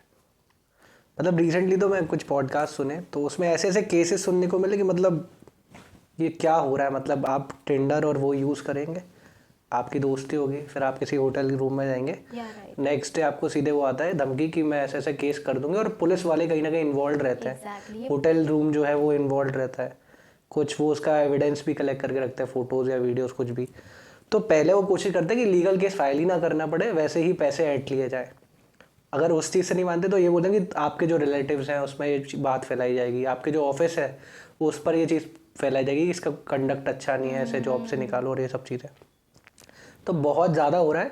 मतलब कुछ केसेस में ऐसा भी है कि एक ही लड़की है, वो अलग अलग लोगों पे 8 रेप केस पैरेलली चल रहे हैं साइमल्टेनियसली। लेटेस्ट ही न्यूज़ मैंने हाँ, तो ये बिल्कुल होता है। और इसमें पता है नुकसान ये है कि जब तक उस चीज़ का पता चलता है कि ये फेक केस है, से आपने वो एक गाड़ी वाला इंसिडेंट भी सुना होगा जहाँ पे वो रोड पे जा रहे होते हैं, there was a guy on the bike, और वो लड़की के साथ कुछ उसकी बहस हो गई तो उसकी नौकरी चली गई। मतलब एक ये है कि उसको नुकसान पहले भुगतना पड़ जाता है, वो बाद में इनोसेंट भी साबित हो जाए तब भी damage has already been done. और मेरे ख्याल से जो मतलब फेक रेप केस का भी बहुत स्ट्रिक्ट कुछ एक्शन होना चाहिए फीमेल्स के लिए। वही है, अब ऐसा सरकार में ऐसा सुनने में आ रहा है कि वो इस चीज़ पर भी विचार कर रहे हैं, लेकिन क्या है कोई कन्विक्शन तो उसमें है ही नहीं है, भी तो एक आध महीने की उसमें रहता है। लॉ बनाने के लिए ना अभी, क्योंकि अभी हम कुछ साल अगर पहले जाएं तो समाज में औरतों की स्थिति बहुत अच्छी नहीं थी, और आज भी हम आज भी कई इलाकों में आज भी नहीं है अच्छी। तो हम सब मेट्रो सिटीज को तो ध्यान में नहीं रख सकते। बिल्कुल। तो अगर इस तरह का कोई स्ट्रिक्ट लॉ गवर्नमेंट लेके आती है ना, तो उसके लिए बहुत डीप रिसर्च की ज़रूरत है, और बहुत सारे ऐसे एविडेंसेस की ज़रूरत है कि इससे क्या इफेक्ट हो रहा है, क्योंकि लॉ बनना एक लंबा प्रोसेस होता है। ठीक है, बहुत सारी चीज़ों को ध्यान में रखा जाता है क्योंकि सरकार को सबको जवाब देना है। ठीक है, और कुछ अगर कुछ फीमेल्स के अगेंस्ट जा रहा है कुछ लॉ में, तो फिर वो प्रोटेस्ट चलता है, वो सालों साल वो चीज़ चलती है। लेकिन ऐसा भी हुआ है, कोर्ट ने कई बार फाइन लगाया है जिन लेडीज के ऊपर, लेकिन कोर्ट के पावर में जितना कुछ है वो उतना कर रहे हैं, लेकिन वो भी कानून में जो लिखा है उससे बाहर जाके नहीं कर सकते। तो ये चीज़ है जो कानून में इनकॉर्पोरेट कब होगी ये नहीं कह सकते, बट हाँ नीड तो नज़र आ रही है कि होनी चाहिए, क्योंकि कई सारे लोगों की जिंदगी बर्बाद हो जाती है, कई सारे लड़कों का करियर बर्बाद हो जाता है। बहुत सारे लोग सुसाइड भी कर लेते हैं। हाँ, कितने लोगों ने सुसाइड किया, हम आए दिन खबरें पढ़ते हैं। अगर मान लीजिए कोई स्कूल में है और उसके साथ ऐसा किसी ने इल्जाम लगा दिया, क्योंकि स्कूल में तो वो लड़की भी कम एज की है, इतना मेंटल मैच्योरिटी नहीं है, माँ बाप भी साथ दे रहे हैं इसमें, ये भी, और माँ बाप ये बोलते हैं कि तुम्हें तो देख लेंगे और तुम पर तो रेप केस लगा देंगे। मतलब वो वेपन की तरह यूज हो रहा है लॉ। एग्जैक्टली वही जो चीज दहेज एक्ट के साथ हुई थी, डाउरी प्रोहिबिशन एक्ट के साथ, कि थोड़ी सी भी ससुराल में अनबन हुई तो दहेज एक्ट लगा दिया। दहेज एक्ट एक अलग चीज है। दहेज एक्ट क्यों बनाया गया था कि बहुत सारे लेडीज के साथ कितना गलत हुआ, मैरिड वुमेन के साथ, तो उस चीज को काउंटर करने के लिए बनाया गया। अब उस चीज का मिसयूज हो रहा है, तो सेम इस लॉ के साथ भी हो रहा है। तो वही, और मेरे ख्याल से ये हर लॉ के साथ हो रहा है, बट ये इमोशंस और इंसान की जीवन और मृत्यु के साथ जुड़ा है, तो इसलिए ज्यादा हाईलाइट में। ये क्योंकि पारिवारिक मुद्दों से जुड़ा होता है, तो उतना भी हम इसको स्ट्रेट फॉरवर्ड तरीके से किसी लॉ में नहीं रख सकते। और ये लूप होल्स हैं जिसका फायदा उठा रहे हैं, और ये हर लॉ में होता है। बिल्कुल होता है। और जितना अच्छा लॉयर होगा वो उतने लूप होल्स को अच्छे से एक्सप्लॉइट करेगा अपने क्लाइंट के फेवर में। ये भी एक क्योंकि लॉयर्स के बारे में एक मिसकंसेप्शन होता है ना, कि कोई लॉयर है अगर वो किसी मर्डरर का केस लड़ रहा है या किसी रेपिस्ट का केस लड़ रहा है, तो उस लॉयर से नफरत करने की जरूरत नहीं है। करेक्ट, वो अपना काम कर रहा है। लॉ का काम होता है कि क्लाइंट को क्लाइंट की तरह देखना और रिप्रेजेंट करना, ये कानून में ही सिखाया जाता है। ठीक है, अगर मान लो कोई लॉयर ये से मना भी कर देना, तब भी गवर्नमेंट उसको पब्लिक प्रोसिक्यूटर देगी, क्योंकि हमारे संविधान में ये लिखा हुआ है कि हर किसी को लीगल रिप्रेजेंटेशन का राइट है। तो आप संविधान से ऊपर कुछ भी नहीं है। आप अजमल आमिर कसाब के केस में देख सकते हैं। बिल्कुल, तो क्या हमारे ही कंट्री के लॉयर ने उनका केस लड़ा था, तो ये लॉयर एक बहुत ही प्रोफेशनल एनवायरनमेंट में काम करते हैं और इसमें कोई इमोशंस इन्वॉल्व नहीं होते हैं। जो लॉ में लिखा है उसी को यूज़ करके वो अपने आर्ग्यूमेंट्स बनाते हैं और कोशिश करते हैं कि अपने क्लाइंट्स को डिफेंड कर सकें। There is nothing personal. तो कई सारे लॉयर्स पे हमले हो जाते हैं, उनके खिलाफ मोर्चे निकाले जाते हैं, बट ये उनका जॉब है, ये मतलब उनका जॉब है, उनको करना ही है। और मेरे ख्याल से हर प्रोफेशनल का यही जॉब है। कोई अगर क्रिमिनल आया है तो अगर उसके गोली लगी तो डॉक्टर को निकालनी है, डॉक्टर को निकालनी ही है, राइट। तो वो ये सारे नोबल प्रोफेशन में क्यों आते हैं, इसमें हम अंतर नहीं देखते हैं। तो ये चीज़ लॉयर्स के लिए प्लीज स्टिग्मा मत बनाइए।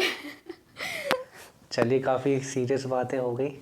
एक और वीडियो मैसेज देखना चाहेंगे आप? एक और है, हाँ, प्ले किया जाए। अमर जी ने नंबर 2 बहुत डीप रिसर्च की है। जैसा मैं याद कर पा रहा हूँ, एक बिखरा सा कमरा, रात को जगने वाली एक लड़की, पता नहीं कुछ करती थी मोबाइल पर। उसमें कभी कभी उसकी कभी स्टडी वीडियोस होती थी, कभी बाकी चीज़ें वो करने का प्रयास करती थी।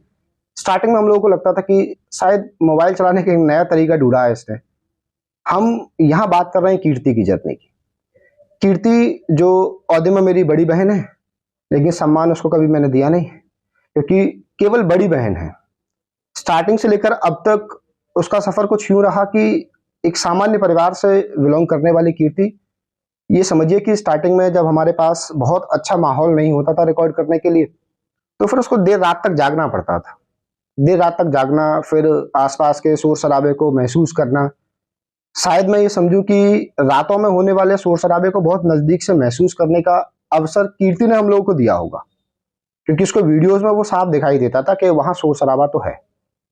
फिर हम लोगों ने उसके स्ट्रगल को स्टार्टिंग में बहुत कम सपोर्ट करने का प्रयास किया, क्योंकि हमको ऐसा लगता था कि इस लाइन में बहुत ज़्यादा अच्छा करियर है नहीं, क्योंकि कीर्ति एक अच्छे स्कूल से, अच्छे कॉलेज से पढ़ी लिखी है। अलायंस यूनिवर्सिटी से उसने बीएलएलबी किया हुआ है, और बीएलएलबी करने के दौरान उसने उन सभी बड़े दिग्गजों के साथ अपनी इंटर्नशिप कंप्लीट कर ली थी, जिनके यहाँ जाना या जिनको देखना अभी भी मेरा सपना है। जैसे former chief justice of India के साथ उसकी इंटर्नशिप है। तो उन्हीं सारी चीज़ों को यदि मैं आज याद कर पा रहा हूँ, तो मुझे लग रहा है कि शायद कीर्ति गलत फील्ड में आ गई थी।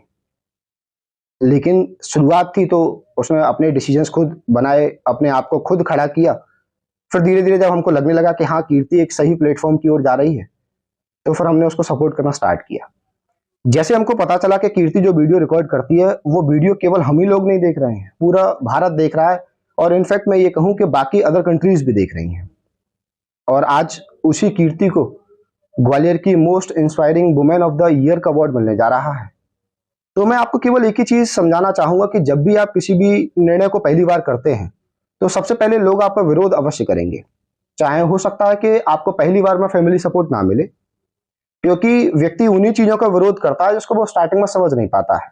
वर्तमान में हम लोग देख रहे हैं कि तमाम सारी चीजें आपको लगती हैं कि एकदम से कोई सक्सेस हो जाता है, लेकिन यदि मैं बहुत नजदीक से देखा, मैंने किसी इन्फ्लुएंसर को या किसी यूट्यूबर को बहुत नजदीक से आगे बढ़ते हुए देखा, तो वो मेरी सिस्टर कीर्ति है। उस कीर्ति को देखते समय ये लगता था कि यार, शायद इसने लॉ की फील्ड छोड़कर गलत तो नहीं कर रही है। कभी ऐसा लगता था कि इसका डिसीजन बाद में कहीं बहुत ज्यादा ड्रामेटिक तो नहीं हो जाएगा, बहुत ज्यादा परेशान करने वाला तो नहीं होगा। लेकिन आज मैं ये कह पा रहा हूँ कि कीर्ति मेरी सिस्टर है, और मुझे उस पर बहुत गर्व है कि हमारे परिवारों में लड़कियों के लिए एक बहुत अच्छा एग्जाम्पल सेट करने का कार्य कीर्ति ने किया है। तो मैं सभी महिलाओं से, सभी बालिकाओं से यही कहना चाहूंगा कि यदि आपको कुछ भी करना है जीवन में, तो आपको सबसे पहले स्वयं पर भरोसा करना होगा। और अब मेरा एक कॉमन सा डायलॉग है, यदि आपको, मैं अगर अपने परिवार की बात कहूं, तो मैं किसी भी बच्ची को या किसी भी महिला को कहता हूं तो बोलता हूं कि कुछ भी करना है तो सबसे पहले कीर्ति बनो। कीर्ति बनने का मतलब होता है कि दृढ़ निश्चयी बनो। और आज उस कीर्ति ने यह कर दिखाया है कि हम सबके सामने एक बड़ा नाम कमा लिया है। धन्यवाद भैया। आई लव यू भैया। वैसे तो वो मेरा छोटा भाई है। मुझे अभी तक ये गलतफहमी थी कि ये बड़े हैं। नहीं, एक्चुअली हम दोनों सेम ईयर के हैं। हैं। मैं उससे बस 15 डेज बड़ी हूँ। तो इसीलिए वो ऐसे बोल रहे थे कि सम्मान तो मैंने कभी दिया नहीं। और मैं उनको भैया भैया बोल के बहुत सम्मान देती हूँ। ऐसा उनको पता है, बाकी अंदर की बातें किसी को नहीं बताते। तो हमने रेप केसेस पर जो डिस्कस कर लिया काफ़ी, एक आजकल जो एआई की वजह से बहुत सारे फेक फोटोज़ और डीप फेक से वीडियोस बनाए जा रहे हैं, उसके क्या लीगल इम्प्लीकेशंस है और वो कैसे लोगों को डैमेज कर रहा है इमोशनली और कई बार फाइनेंशियली भी कर रहा है? एआई तो बहुत खतरनाक होता जा रहा है, और इसका सबसे पहले अभी जो रश्मिका मंदाना का केस हुआ था, इवन कैटरीना कैफ के साथ भी जो हुआ था, तो वो उससे काफ़ी सारी चीज़ें लाइमलाइट में आई थैंकफुली। तो अभी के लिए अगर उसके लीगल उसकी बात करें कि कैसे हम उसको काउंटर कर रहे हैं, तो इसके ऊपर अभी कोई पर्टिकुलर लॉ नहीं आया है, लेकिन हमारे पास साइबर कंप्लेंट्स के लिए ऑलरेडी एक एक्ट था जिसका नाम है IT act 2000। Okay, information technology act. हाँ, तो उसके अंडर ही अभी ये केसेस हैंडल हो रहे हैं। बट हाँ, गवर्नमेंट ने इस चीज़ की सीरियसनेस को देखते हुए ये किया है कि उन्होंने एक डायरेक्टिव इशू किया है सोशल मीडिया कंपनीज को। Okay, Facebook, Instagram. हाँ, जितने भी मेजर वेबसाइट्स हैं, सोशल मीडिया कंपनीज हैं, कि कहीं भी अगर आपको किसी ने रिपोर्ट किया या साइबर सेल में उस चीज़ की कंप्लेन की गई, तो आपको 36 आवर्स के अंदर उस वीडियो को टेक डाउन करना ही है एनी हाउ। या आपने देखा होगा रिपोर्ट का ऑप्शन आता है ना सोशल मीडिया में, तो वो अगर किसी ने रिपोर्ट किया है तो उसकी तुरंत से तुरंत इंक्वायरी करके, क्योंकि they are also running on the AI feature ना, तो आप देख सकते हैं कि AI कितना गलत तरीके से और कितना सही तरीके से यूज़ हो सकता है। तो अभी तो इसके लिए यही कानून है। बाकी अगर आप प्रिकॉशंस के पूछोगे तो फ्रैंकली कोई प्रिकॉशन इसका है नहीं फिलहाल। आप किसी को रोक नहीं सकते आप अपना डीप फेक बनाने से, लेकिन हाँ, आप इसको विजिलेंट होकर रिपोर्ट कर सकते हैं। और सब लोगों से ये गुजारिश है कि जहाँ भी आपको लगे कि ऐसा हो रहा है, आपके किसी नोन पर्सन के साथ हो रहा है या ऐसा कोई सर्कुलेट हो रहा है वीडियो, तो उसको तुरंत से तुरंत रिपोर्ट करें। That's the maximum we can do right now. But हाँ, जल्दी ही इस पर गवर्नमेंट फॉर श्योर एक लॉ लेकर आएगी। सबसे पहले उस प्लेटफॉर्म पर रिपोर्ट करें, उसके बाद अगर साइबर सेल में भी कंप्लेन करें, साइबर सेल में भी कंप्लेन जैसे ही आपकी नज़र में ये इशू आता है तुरंत कंप्लेन करें। अपने आसपास वालों को बताएं कि ऐसा ऐसा अगर कुछ दिखे तो वो फेक है। और फ्रैंकली अब आपको सोसाइटी से डरने की ज़रूरत नहीं है कि लोग देख लेंगे तो मेरे बारे में क्या सोचेंगे। सबको पता है कि आजकल डीप फेक कितना ज़्यादा वायरल है, और अब वो आपको इतना एक्यूरेसी से बताता है कि लगेगा ही नहीं कि आप नहीं हो। अमिताभ बच्चन की आवाज़ मोदी जी की आवाज़ में कितना ज़्यादा किया गया है, तो आप समझ सकते हैं कि जब PM की आवाज़ के साथ ऐसा हो सकता है तो किसी के भी साथ ऐसा हो सकता है। बिल्कुल। तो आपको ये करना है, प्लस एक कुछ लिंक वगैरह थी उस पर अगर आप वो पोस्ट कर देते तो वो पूरे इंटरनेट से वो चीज़ इरेज हो जाएगी, ऐसा भी कुछ? अभी वो उस लिंक का एग्जैक्ट हम डिस्क्रिप्शन में दे देंगे वो लिंक आपको, ठीक है। बट हाँ, ऐसी एक लिंक गवर्नमेंट ने जारी की है। बट इसका सीधा प्रोसेस यही है कि आप उसको रिपोर्ट कीजिए अपने सोशल मीडिया से, क्योंकि वो आपका डायरेक्ट एविडेंस बन के आएगा। क्योंकि इन चीज़ों को ट्रैक करना थोड़ा मुश्किल होता है। तो इन लोगों को मान लीजिए किसने ट्रैक कर लिया तो उसको फिर अच्छी खासी सजा? कई लोगों को ट्रैक किया गया है, जिन्होंने रश्मिका मंदाना का बनाया था, उस केस में भी गिरफ्तारी हुई है। अब केस का प्रोग्रेस क्या चल रहा है वो आगे देखना है। ये अपने आप में प्रूव करने की बहुत बड़ी बात है कि वो एक फेमस पर्सनालिटी के साथ ऐसा हुआ तो उन्होंने इतना फास्ट ट्रैक एक्शन लिया। बट एक आम आदमी के साथ ऐसा हुआ और वो डेली बेसिस पर हो रहा है, मेरे ख्याल से वो बहुत समय से हो रहा है, बट अब वो बहुत एक्यूरेट होता जा रहा है डीप फेक। और ऐसे भी कई केसेस आ रहे हैं कि कई आपके ही जानने वाले कोई आपका डीप फेक बना के आपको अगर ब्लैकमेल करता है, तो आपको ब्लैकमेल होने की ज़रूरत नहीं है। There are proper legal measures जो आप ले सकते हो। इनफैक्ट इस चीज़ को अपने जानने वालों से डिस्कस करिए, छुपाने की ज़रूरत नहीं है, क्योंकि एवरीबडी नोज कैसा वो ज़माना अब जा चुका है। हाँ, कि हम आप छुपाओगे, आप इस डर से कि मम्मी पापा को पता चल गया तो क्या होगा, क्या सोचेंगे मेरे बारे में। इस वजह से कई लोगों ने सुसाइड तक कर लिया। बिल्कुल बिल्कुल, सोशल मीडिया बुलिंग कहते हैं जिसको। क्योंकि ऐसा नहीं है, ये पहली बार नहीं है, पहले भी MMS बनते रहे हैं, फेक MMS बनते रहे। बट ये है कि अब टेक्नोलॉजी थोड़ी एडवांस्ड हो गई है, तो आप आपको डरने की जरूरत नहीं है। Life doesn't end on anything. Correct, main चीज़ ये है। इसके बाद हम जो आपका स्पेशलाइजेशन है IPR, इंटेलेक्चुअल प्रॉपर्टी राइट्स, तो उसमें कैसे इंटरेस्ट डेवलप हुआ और आगे उसके बारे में आप क्या सोच रहे हैं? अब जैसा कि अभी तक जो हमने डिस्कस किया कि स्टेज बाय स्टेज जैसा मुझे समझ में आते गया मेरी लाइफ में, तो वो ऑप्शंस मैंने चूज़ किए हैं। IPR के साथ भी यही हुआ। मैं जब लॉ स्कूल में थी तो मैं एक पर्टिकुलर इंटरेस्ट लेके नहीं गई थी। मैं बस एक आइडिया लेके गई थी कि मुझे लॉ सीखना है, क्योंकि मुझे ह्यूमन साइकोलॉजी में बहुत इंटरेस्ट है। किसी भी चीज़ के दो पहलू जानने में बहुत इंटरेस्ट है। जैसे ही धीरे धीरे हम semester by semester carry forward करते गए, तो उस टाइम पे स्टार्टअप वेव आया ही था, तो उस वजह से IPR में इंटरेस्ट डेवलप हुआ। और IPR अगर मैं सिंपल शब्दों में बताऊं तो कोई भी चीज़ जो आपने माइंड लगा के किसी चीज़ को, आइडिया को उतार के क्रिएट की है वही इंटेलेक्चुअल प्रॉपर्टी होती है, ठीक है। तो अगर किसी ने अपना माइंड लगा के, आइडिया लगा के, मेहनत लगा के कोई चीज़ बनाई है, क्रिएट की है, चाहे वो कोई कविता हो, चाहे वो कोई इंस्ट्रूमेंट हो, चाहे वो कोई ट्रेडमार्क हो, कोई बिजनेस हो, कोई डिज़ाइन हो, हाँ लोगो डिज़ाइन हो, तो उस चीज़ को फाइनेंशियली एक्सप्लॉइट करने का हक सिर्फ उस इंसान को होना चाहिए, ऐसा हमारा लॉ कहता है, ठीक है। तो ये कितनी इम्पोर्टेंट चीज़ है, किसी ने जो चीज़ मैंने बनाई है तो उसका रिवॉर्ड भी मुझे ही मिलना चाहिए। अगर कोई यूज़ करेगा तो उसकी रॉयल्टी आपको तो हम तो शुरू से ही दिमाग लगाने वाले इंसान रहे, तो बड़ा ही इंटरेस्ट आया इस फील्ड में। फिर देख के लगा कि छोटी छोटी चीज़ से बड़े बड़े बिजनेस डूब रहे हैं। जब हमने केसेस पढ़े कि किसी का लोगो मैच हो गया, सालों से चला हुआ बिजनेस को उसको इतना जुर्माना देना पड़ा, तो ये काफ़ी इंटरेस्टिंग चीज़ थी मेरे लिए। और क्योंकि इस टाइम तक मुझे बिज़नेस में काफ़ी इंटरेस्ट मेरा डेवलप हुआ, हालांकि मैंने बिज़नेस लॉज चूज़ नहीं किए थे लॉ स्कूल में, बट आसपास की वजह से एंड स्पेशली अनुभव की वजह से, बिकॉज हम लोग काफ़ी ज़्यादा स्टार्टअप्स पे डिस्कस किया करते थे लॉ स्कूल में, तो उस वजह से भी इस फील्ड में डेवलप हुआ मेरा इंटरेस्ट और स्पेशलाइज किया मैंने। और अब तो मैं जिस फील्ड में काम कर रही हूँ वो फील्ड ही पूरी आईपीआर से रिलेटेड है। जो भी हम वीडियोस क्रिएट कर रहे हैं या जो भी हम नोट्स क्रिएट कर रहे हैं वो सब हमारी इंटेलेक्चुअल प्रॉपर्टी ही तो है। तो उस चीज़ को कैसे प्रोटेक्ट करना है ये हम खुद पे इम्प्लीकेट करेंगे, ताकि कोई उसका गलत फायदा ना उठा पाए। बाकी जो भी वो पहले क्या होता था ना, हम किसी चीज़ की टर्म्स एंड कंडीशंस देख के इग्नोर कर देते थे, लेकिन अब टर्म्स एंड कंडीशंस पढ़ते हैं, तो ये चेंज आ जाता है आपका लॉ पढ़ने के बाद। तो बात है आपकी यूट्यूब जर्नी पे, क्योंकि आपकी सबसे बड़ी फैमिली वही है, आपकी मेन फैमिली के बाद। या वी कंप्लीटेड 20,000 सब्सक्राइबर्स, तो थैंक यू एवरीबॉडी। कांग्रेचुलेशंस।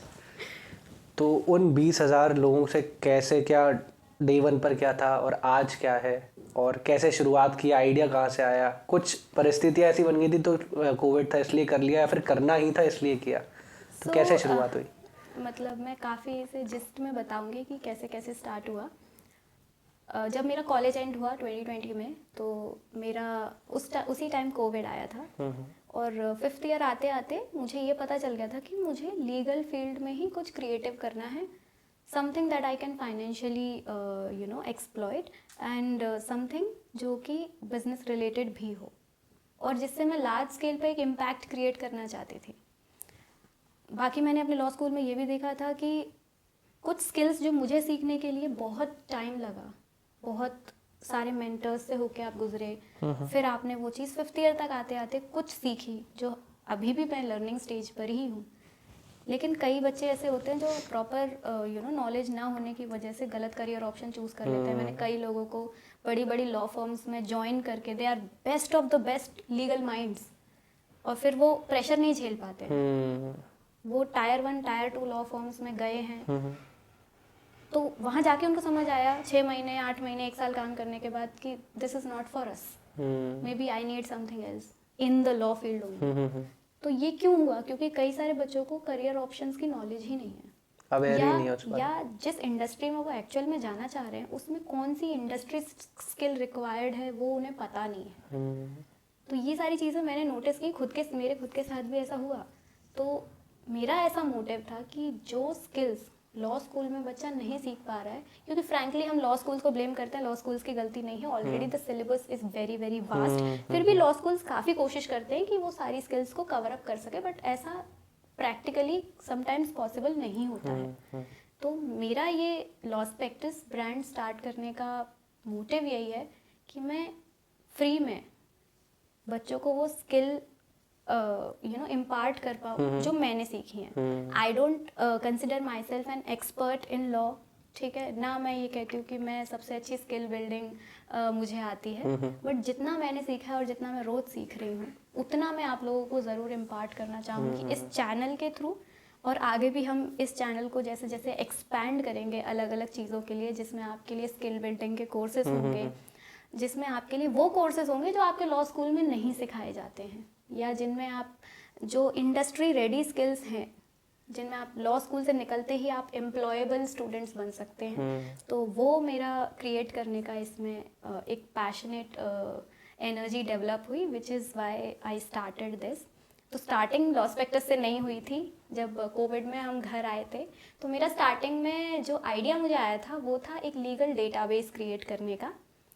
तो मैंने वो लीगल डेटाबेस क्रिएट करने के लिए यूट्यूब से कोडिंग नहीं, यूट्यूब से वेबसाइट बनाना सीखा।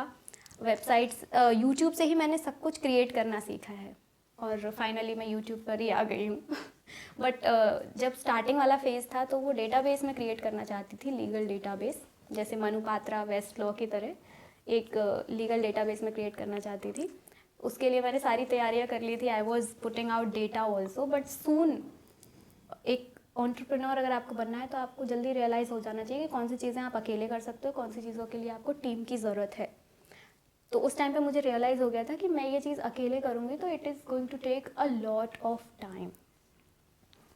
तो उस चीज़ को मैंने होल्ड पे रख के, बाय द वे वो आइडिया कैंसल्ड नहीं है, मैं उसे फ्यूचर में ज़रूर इम्प्लीमेंट करने वाली हूँ, because that was my initial thing. तो उसके बाद ये लॉसपेक्टस मैंने स्टार्ट किया। मेरा प्लान था यूट्यूब पर आने का, बट वो थोड़ा जल्दी हो गया। मैंने सोचा था कि डेटाबेस लॉन्च करने के बाद I will create YouTube channel with the same name, but ऐसा हुआ नहीं। सो देन लॉसपेक्टस हैपेंड और शुरुआत में बहुत प्रॉब्लम आती थी कि मतलब हमें वीडियोस देख के कितना इजी लगता है ना कि बस बैठे रिकॉर्ड कर दिया, इसमें क्या है। But trust me, it takes a lot of time and effort, especially when you are in legal field, especially when you are teaching students. काफ़ी सारी चीज़ें उसमें फ़िल्टर आउट करनी पड़ती हैं, आइडिएट करनी पड़ती हैं, रिसर्च करनी पड़ती है, बिकॉज लॉ की फील्ड में आप कुछ भी गलत बोलना अफोर्ड नहीं कर सकते। करेक्ट। और जो चीज़ लॉ में सिखाई जा रही है उस चीज़ को सिंप्लीफाई करके, क्योंकि अगर लॉ स्कूल में ही वो चीज़ कॉम्प्लिकेटेड होगी, मैं भी उसे कॉम्प्लिकेटेड तरीके से ही बताऊंगी, तो there is why a law student will come on my channel, right. तो उस चीज़ को सिंप्लीफाई करना और उस चीज़ को फिर पुट आउट करना एक ऑर्गेनाइज्ड फॉर्म में, it takes a lot of time. और वो मुझे धीरे धीरे रियलाइज़ हुआ। तो मैंने यूट्यूब की जर्नी पे आने से पहले भी काफ़ी कुछ सीखा उसमें। स्क्रिप्ट कैसे लिखते हैं, रिसर्च में मुझे वैसे इंटरेस्ट था पहले से, तो legal research was not very tough, but उस चीज़ को आइडिएट करना, क्योंकि मैं Hindi plus little English language में वीडियोस बनाती हूँ, तो उस चीज़ को हिंदी में कन्वर्ट करना without changing its original meaning, तो वो चीज़ भी इम्पॉर्टेंट है। एडिट करना, साउंड वगैरह देखना, जैसे कि आपने धीरज भैया को कहते सुना होगा कि काफ़ी शोर होता था। तो I will tell you from 2020 to 2022 and almost I slept in the day and woke up in the night to do this. तो 2-2.5 साल मेरा रात का रूटीन चला। तो यही सारी चीज़ें हैं। 12 बजे के बाद से शुरू होता होगा। हाँ, उसमें भी काफ़ी सारी प्रॉब्लम्स थी, बट हाँ, फैमिली ने मुझे काफ़ी सपोर्ट किया। मतलब अपने काम वो एक टाइम पे बंद कर देते थे ताकि मेरा काम हो सके, राइट, है ना। कोई डिस्टर्ब नहीं कर रहा है, कोई एडिशनल घर की जिम्मेदारियां मुझे नहीं दे रहा है ताकि मैं अपना काम कर सकूं। ये सारा सपोर्ट बहुत मैटर करता है। बिल्कुल। उसके बाद स्टूडेंट्स ने और जिस तरीके का अप्रिसिएशन दिखाया है, स्पेशली मेरा बहुत मन था मूट कोर्ट सीरीज़ लॉन्च करने का, because I my self was very interested in moot courts. वैसे तो मैं सारी ही लीगल एक्टिविटीज़ में पार्टिसिपेट करती थी, मेरे प्रोफेसर्स जानते हैं, but moot court was something that I was very interested in, क्योंकि उसमें दोनों साइड के आर्ग्यूमेंट्स करने होते थे, स्पेशली रिसर्च करनी होती थी। I really loved that. तो वो सीरीज़ मेरा क्रिएट करने का बहुत मन था, और थैंकफुली मैं वो एक 11 पार्ट सीरीज़ में लॉन्च कर पाई, जिसको स्टूडेंट्स ने बहुत पसंद किया। अगर आप में से कोई देख रहा है जिसने मूट कोर्ट सीरीज़ देखी है तो please comment down, I will get to know. Amar ji will also get to know. बिल्कुल। ठीक है।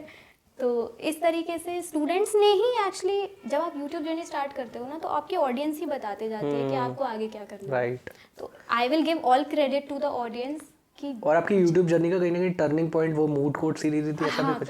करेक्ट। तो उससे पहले भी मैं वीडियोस डालती थी, but moot court series just वो हिट हो गया। तो उसके बाद देन जितने भी सारे बाकी जुडिशरी के भी हमने वीडियोस डाले, तो उसमें भी then I started collaborating with brands also. I have collaborated with almost all the leading education brands जो हैं अभी इंडिया में, जो जुडिशरी की तैयारी करवाते हैं। तो it's good to connect with like minded individuals, और उनके बारे में वो क्या कर रहे हैं, फिर उनसे सीखना। तो ये सारी चीज़ें ऑडियंस की वजह से ही पॉसिबल हो पाई हैं। उन्होंने ही बोला कि दीदी ऐसा बनाना, फिर नेक्स्ट वीडियो वैसा है, तो अब हम इस सीरीज का वेट करेंगे। राइट। तो उसी कुछ ऐसे आप नाम भी मेंशन कर सकते हैं, हमें पता रहता है फ्रीक्वेंट कमेंट वाले लोग हैं, कुछ नाम भी हमें वो हो जाते हैं। जैसे like some users I remember like Raksha and Puneet. I am sorry guys अगर मैं सबके नाम नहीं ले पा रही हूँ, but some of you I do read your comments and it feels really good. Sahil, like these people are frequent commenters on my videos and her video वो बिल्कुल, और मेरे ख्याल से ऑडियंस का सबसे इम्पोर्टेंट रोल होता है। there are students like you guys are so supportive, you they DM me कि दी we can change this thing and बाकी this video I got to know this is very very nice। और बाकी अगर students के DM आते हैं ना कि आपका वो वीडियो देखा, मूड कोर्ट सीरीज के लिए तो मुझे इतने वीडियो वो DM आए हैं कि कल मेरा मूड कोर्ट है, आज मैंने आपका देखा, मुझे सब समझ आ गया, मैं तो बहुत घबराया हुआ था। तो इट फील्स सो नाइस कि आप रात को नींद भी आ रही होती है ना, तो आपकी नींद उड़ जाती है कि अब और अच्छा करना है। Right. फिर उसी बेसिस पर मैंने लीगल इंटर्नशिप सीरीज भी अभी लॉन्च की है, जो काफ़ी डिटेल्ड है। तो मैंने ऐसी ऐसी चीज़ें कवर करने की कोशिश की है चैनल पे, जो बाकी लॉ चैनल्स पे शायद उतनी नहीं है। बाकी लॉ चैनल्स भी जो हैं वो बहुत अच्छा काम कर रहे हैं and they should continue doing it. मैं भी उस लीग में अपना थोड़ा बहुत कंट्रीब्यूशन दे रही हूँ, मुझे बहुत खुशी है।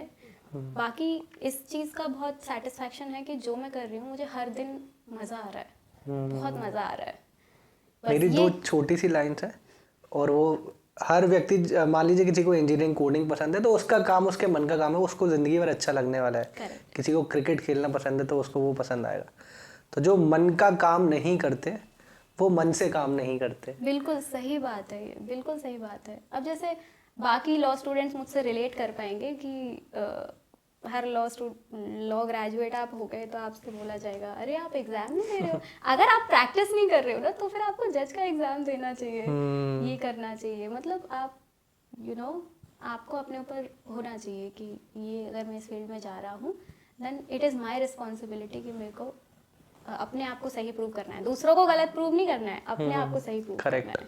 ये सही अप्रोच है और ये होना भी चाहिए मेरे ख्याल से। हम जो लोग एफर्ट लगाते हैं दूसरों को क्रिटिसाइज करने में, वो खुद ऊपर नहीं बढ़ पाते हैं। बिल्कुल बिल्कुल। तो जैसे जैसे टाइम बढ़ता गया वैसे वैसे अब तो 20,000 की फैमिली हो गई है, धीरे धीरे हम और भी स्टूडेंट्स को अपने साथ कनेक्ट करेंगे। मेरी कोशिश यही रहेगी कि जितना से ज़्यादा ऑनेस्ट कंटेंट हम बना सके और ये फैमिली और बड़ी होती जाए। बिल्कुल बिल्कुल। So you guys just keep suggesting and keep commenting. एक चीज़ और, एज अ यूट्यूबर जो मेंटालिटी रहती है कि मोनेटाइज कब होगा, ऐसा कुछ था शुरू से? बिल्कुल बिल्कुल, मैं बिल्कुल डिनाई नहीं करूँगी कि एक चीज़ मैं हमेशा कहती हूँ, और ये बहुत बड़े बड़े लोग कह के गए हैं कि अगर आपको कुछ आता है तो उसे अच्छा आता है तो उसे कभी भी फ्री में मत कीजिए। ठीक है, तो ये आपके आत्मविश्वास को दिखाता है कि something that you have created. वही IPR वाली बात आ जाती है ना, ये मैंने बनाया है, इसमें मैंने एफर्ट डाला है तो पैसे मिलने चाहिए, राइट। मुझे मॉनेटरी बेनिफिट होना चाहिए। तो पहला टारगेट तो यही था कि जल्दी से जल्दी हम मोनेटाइज करेंगे ताकि हम ज़्यादा से ज़्यादा लोगों तक पहुँचे उस चीज़ को। मैं भी थोड़ा सा अपने आप को सस्टेन कर पाऊँ, हम भी अपना, और कहीं ना कहीं एक वैलिडेशन की तरह फैमिली के लिए काम करता है कि ये अच्छी दिशा में जा रहा है। ऑफ कोर्स अब YouTube ने एक प्लेटफॉर्म बनाया है तो क्यों बनाया है क्रिएटर्स के लिए।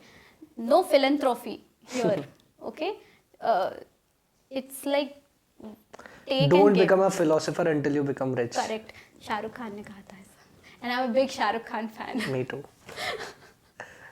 तो बस यही चल रहा है, लेकिन अभी बहुत ग्रोथ फील हो रही है पहले से, और ये लग रहा है कि काफ़ी दूर आ गए हैं। और बस इतनी दूर जाने के लिए तो नहीं आए थे इतनी दूर, तो अभी तो चलते जाना है, जितना दिखता रहा उतना आगे जाते जा रहे हैं। अब देखिए सफ़र में थे और सफ़र में आ गए, सफ़र पॉडकास्ट में। इसका वो बताएंगे कितने ड्यूरेशन में आपका अकाउंट मोनेटाइज हो गया था? मेरा account I think it took 11 to 12 months, almost a year. और वही उसकी वो भी थ्रेशोल्ड भी रहती है कि एक last 365 day. I completed my 1000 subscribers very fast, but watch time थोड़ा सा लेट हो रहा था। उस समय कितना था वो वॉच टाइम? मुझे एग्जैक्ट फिगर तो याद नहीं है, बट क्योंकि 4000 आवर्स कंप्लीट करने होते हैं, बट उस टाइम कंडीशन उस समय वही 4000 की थी जो अभी है। हाँ, सेम कंडीशन। बट जब मोनेटाइज हुआ तो धीरज भैया मेरे लिए केक लेके आए थे। तो I still remember he has celebrated everything, every small thing that I have done. Dheeraj भैया हमारा भी होने वाला है जल्दी। One more cake. बिल्कुल। तो फिर वो पहले एक साल में जो ग्रोथ थी वो बहुत स्लो ग्रोथ हुई होगी, है ना? फिर उसके बाद वो मैं ये अग्री करूंगी क्योंकि उस टाइम पे मैं भी सीख रही थी। और आप वीडियो एडिटिंग, शूटिंग सब कुछ आप ही everything I was doing by myself, One woman army. Everything. हाँ, but now we have got a video editor, so धीरे धीरे Nice. वही है ना कि जब तक आप फाइनेंशियली उसमें से रीप नहीं करोगे ना तब तक how will you expect every YouTuber is going to relate to this, है ना? इसमें कोई शर्म वाली बात नहीं है बोलने में कि मोनेटाइज का वेट कर रहे थे, you should focus on your skill तो बढ़ी रही है साथ में। नहीं, सही बात है। 5 इयर्स सीख कर और अब हमें ये भी पता है कि इन द वर्स्ट केस मान लो YouTube नहीं चल रहा तो हमें वीडियो एडिटिंग आती है। हाँ? हम वो कर लेंगे और भी 10 चीजें करने के लिए। अ लॉट ऑफ स्किल्स है। हाँ। स्पीकिंग, स्क्रिप्टिंग, आपको कंटेंट राइटिंग आ गया है, आपको वीडियो एडिटिंग आ गया, आपको शूट करना आ गया है, आप मोबाइल की कितनी सारी चीजें समझ गए हो, साउंड डिजाइन कैसे करना है वो आ गया है आपको। कुछ लोगों के लिए शूट करना आज भी बहुत बड़ा टास्क है, मूवी की तरह लेते हैं उस चीज को। बिल्कुल बिल्कुल। कैमरा कॉन्फिडेंस आ गया है। अब मैं पहले थोड़ी ना मैं इतने कॉन्फिडेंस से बात कर पाती, पॉसिबल ही नहीं था। I was always a stage person, but camera के सामने लोग हो जाते हैं। राइट। बट वो धीरे धीरे यूट्यूब की वजह से ही आया है। धन्यवाद यूट्यूब भैया। हमारी तरफ से भी। नहीं, बिल्कुल यूट्यूब ने मतलब एक, और जब अभी ये हुआ मोदी जी ने जब क्रिएटर्स अवार्ड बांटे तो उससे तो एक नेक्स्ट लेवल वैलिडेशन मिल रहा है कि I was very happy when this creators award का न्यूज़ आया। एंड मैं personally I love Ranveer Allahabadia, so when he got disruptor of the year I have been following him since long. Right. तो मैं actually अमर sir से भी एक जोक मारने वाली थी कि आप पॉडकास्ट पे इनवाइट करें तो आप मुझसे ये तो नहीं पूछोगे कि आप मौत के बारे में सोचते हो। नहीं, उस पे उनका ही कॉपीराइट है। तो सॉरी रणवीर भैया, we give full credits to you on this. लेकिन वो बहुत लोगों के लिए इंस्पिरेशन है। Definitely, like podcasting he has scaled up to such a level. The father of podcasting in India. मतलब आप मीम बनाइए उनके ऊपर, आप जो भी करिए, बिल्कुल, but he is the goat right. और वो फैमिली के लिए बहुत अच्छी चीज है कि यार मूवी स्टार्स को मिल रहा है, स्पोर्ट्समैन को मिल रहा है, क्रिएटर्स को भी मिल रहा है जो इंस्टाग्राम पे बस अपने घर से ही काम कर रहे हैं। ये वैलिडेशन है जो समझते हैं कि सोशल मीडिया में कोई करियर नहीं है। राइट। या सोशल मीडिया सिर्फ टिकटॉकर्स से पहचाना जाता है, ऐसा नहीं है। सोशल मीडिया ने बच्चों की लाइफ इतनी इजी कर दी है। मैंने खुद कितनी सारी चीज़ें यूट्यूब से ही सीखी हैं और अब यूट्यूब पे ही सिखा रही हूँ। तो राउंड द सर्कल है, but YouTube has been a great platform. आपको कहाँ फ्री की नॉलेज मिलने वाली है? एवरीवेयर यू हैव टू पे। कॉलेज में भी यू हैव टू पे, स्कूल में भी यू हैव टू पे। और बहुत इंक्लूसिव है, कोई भी फील्ड उसने छोड़ी नहीं है। Correct. आप कुछ भी करते हो। आप एक वो भी कोई बिल गेट्स को चाय पिलाने वाला फेमस हो रहा है, डॉली चाय वाला। तो you see where it has reached. Even बड़े बड़े बिजनेसमैन को सोशल मीडिया क्रिएटर्स का ही तो सहारा लेना पड़ रहा है मार्केटिंग के लिए, मूवीज के लिए, हर चीज के लिए। फिर क्रिएटर्स अपने आप को कम क्यों समझे? नहीं, अब तो बिल्कुल भी नहीं है ना? अब बहुत मोटिवेटिंग फैक्टर रहेगा वो आने वाले क्रिएटर्स के लिए। दिया है क्रिएटर्स अवार्ड करवा के। और मतलब मोदी जी तो न्यू चीजें लाते ही रहते हैं।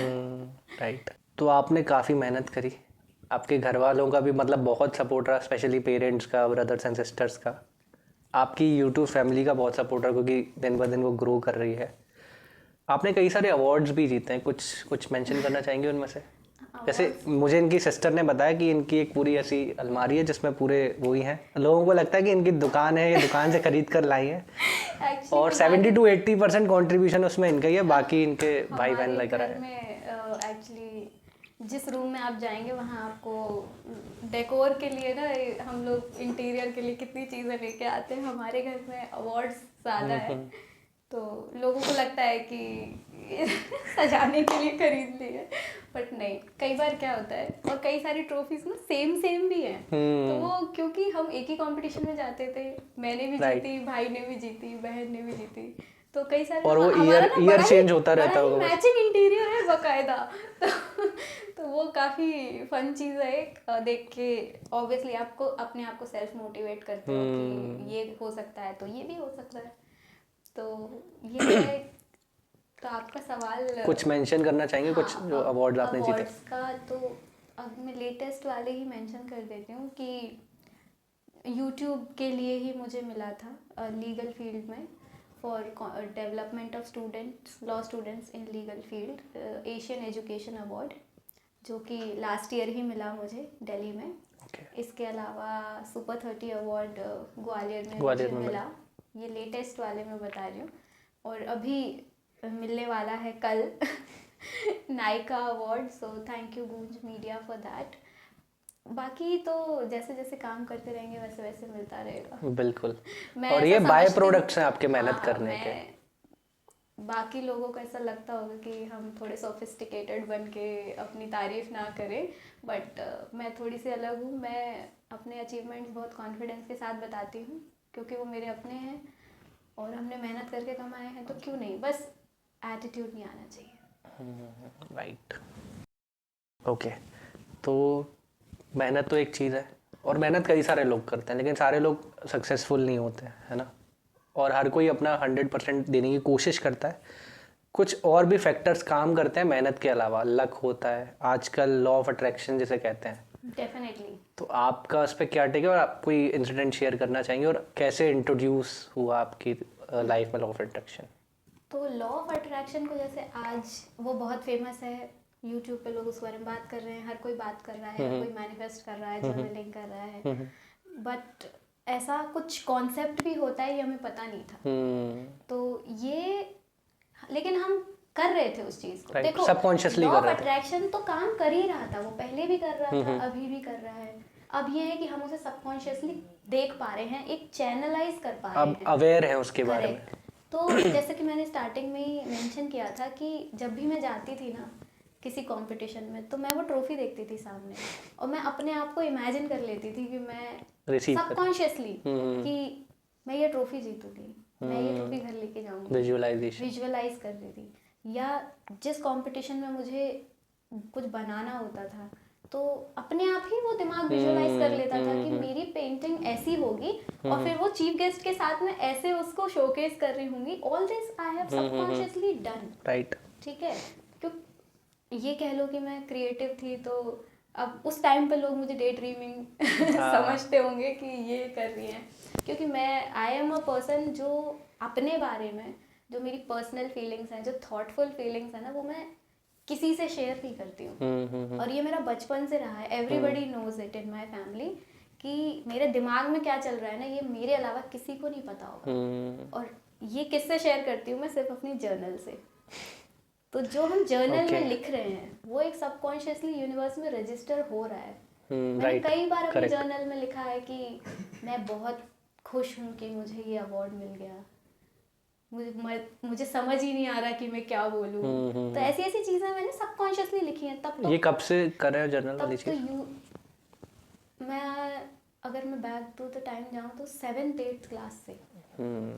तो उस टाइम से मैं अपनी फीलिंग्स लिखा करती थी कि मैं ऐसा फील कर रही हूँ, मैं क्रिएटिव फील कर रही हूँ, पर मैं कुछ बना नहीं पा रही हूँ, ऐसा क्यों हो रहा है। तो ये चीज़ें मैं लिखती। तब तो बड़ा ही रॉ वर्जन रहता था उसका, डायरी एंट्री की तरह। तो वो उस टाइम की टीचर थी हमारी, मीता मैम, तो उन्होंने बोला था कि why you people don't write, student should write.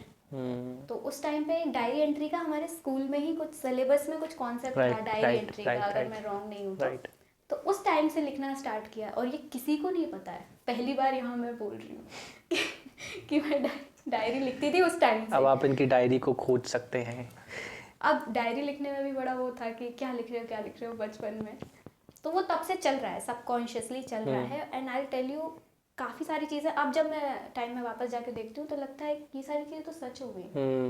हालांकि कई चीज़ें ऐसी भी थी जिनके बारे में वो कोई उम्मीद ही नहीं होती आपको कैसा हो जाएगा। जैसे वो प्रेसिडेंट के साथ अवार्ड वाला सीन हुआ, वो तो पता ही नहीं था।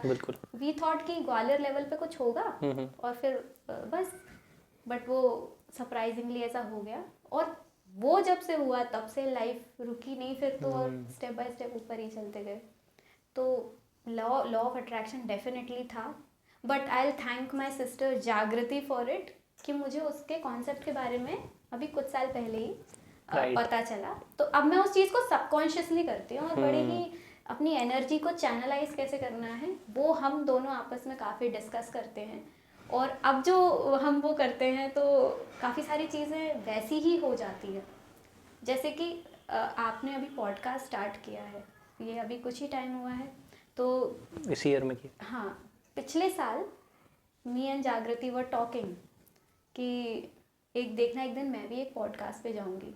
आप बोल रहे थे। हाँ, I was saying, then we were discussing कि क्या हमें भी पॉडकास्ट स्टार्ट करना चाहिए, and we were having this discussion. तो आई वॉज लाइक कि मैं भी एक पॉडकास्ट पे जाऊंगी, और हम दोनों ही रणवीर अलाहाबादिया के पॉडकास्ट काफ़ी देखते हैं और सीखते भी हैं। राइट।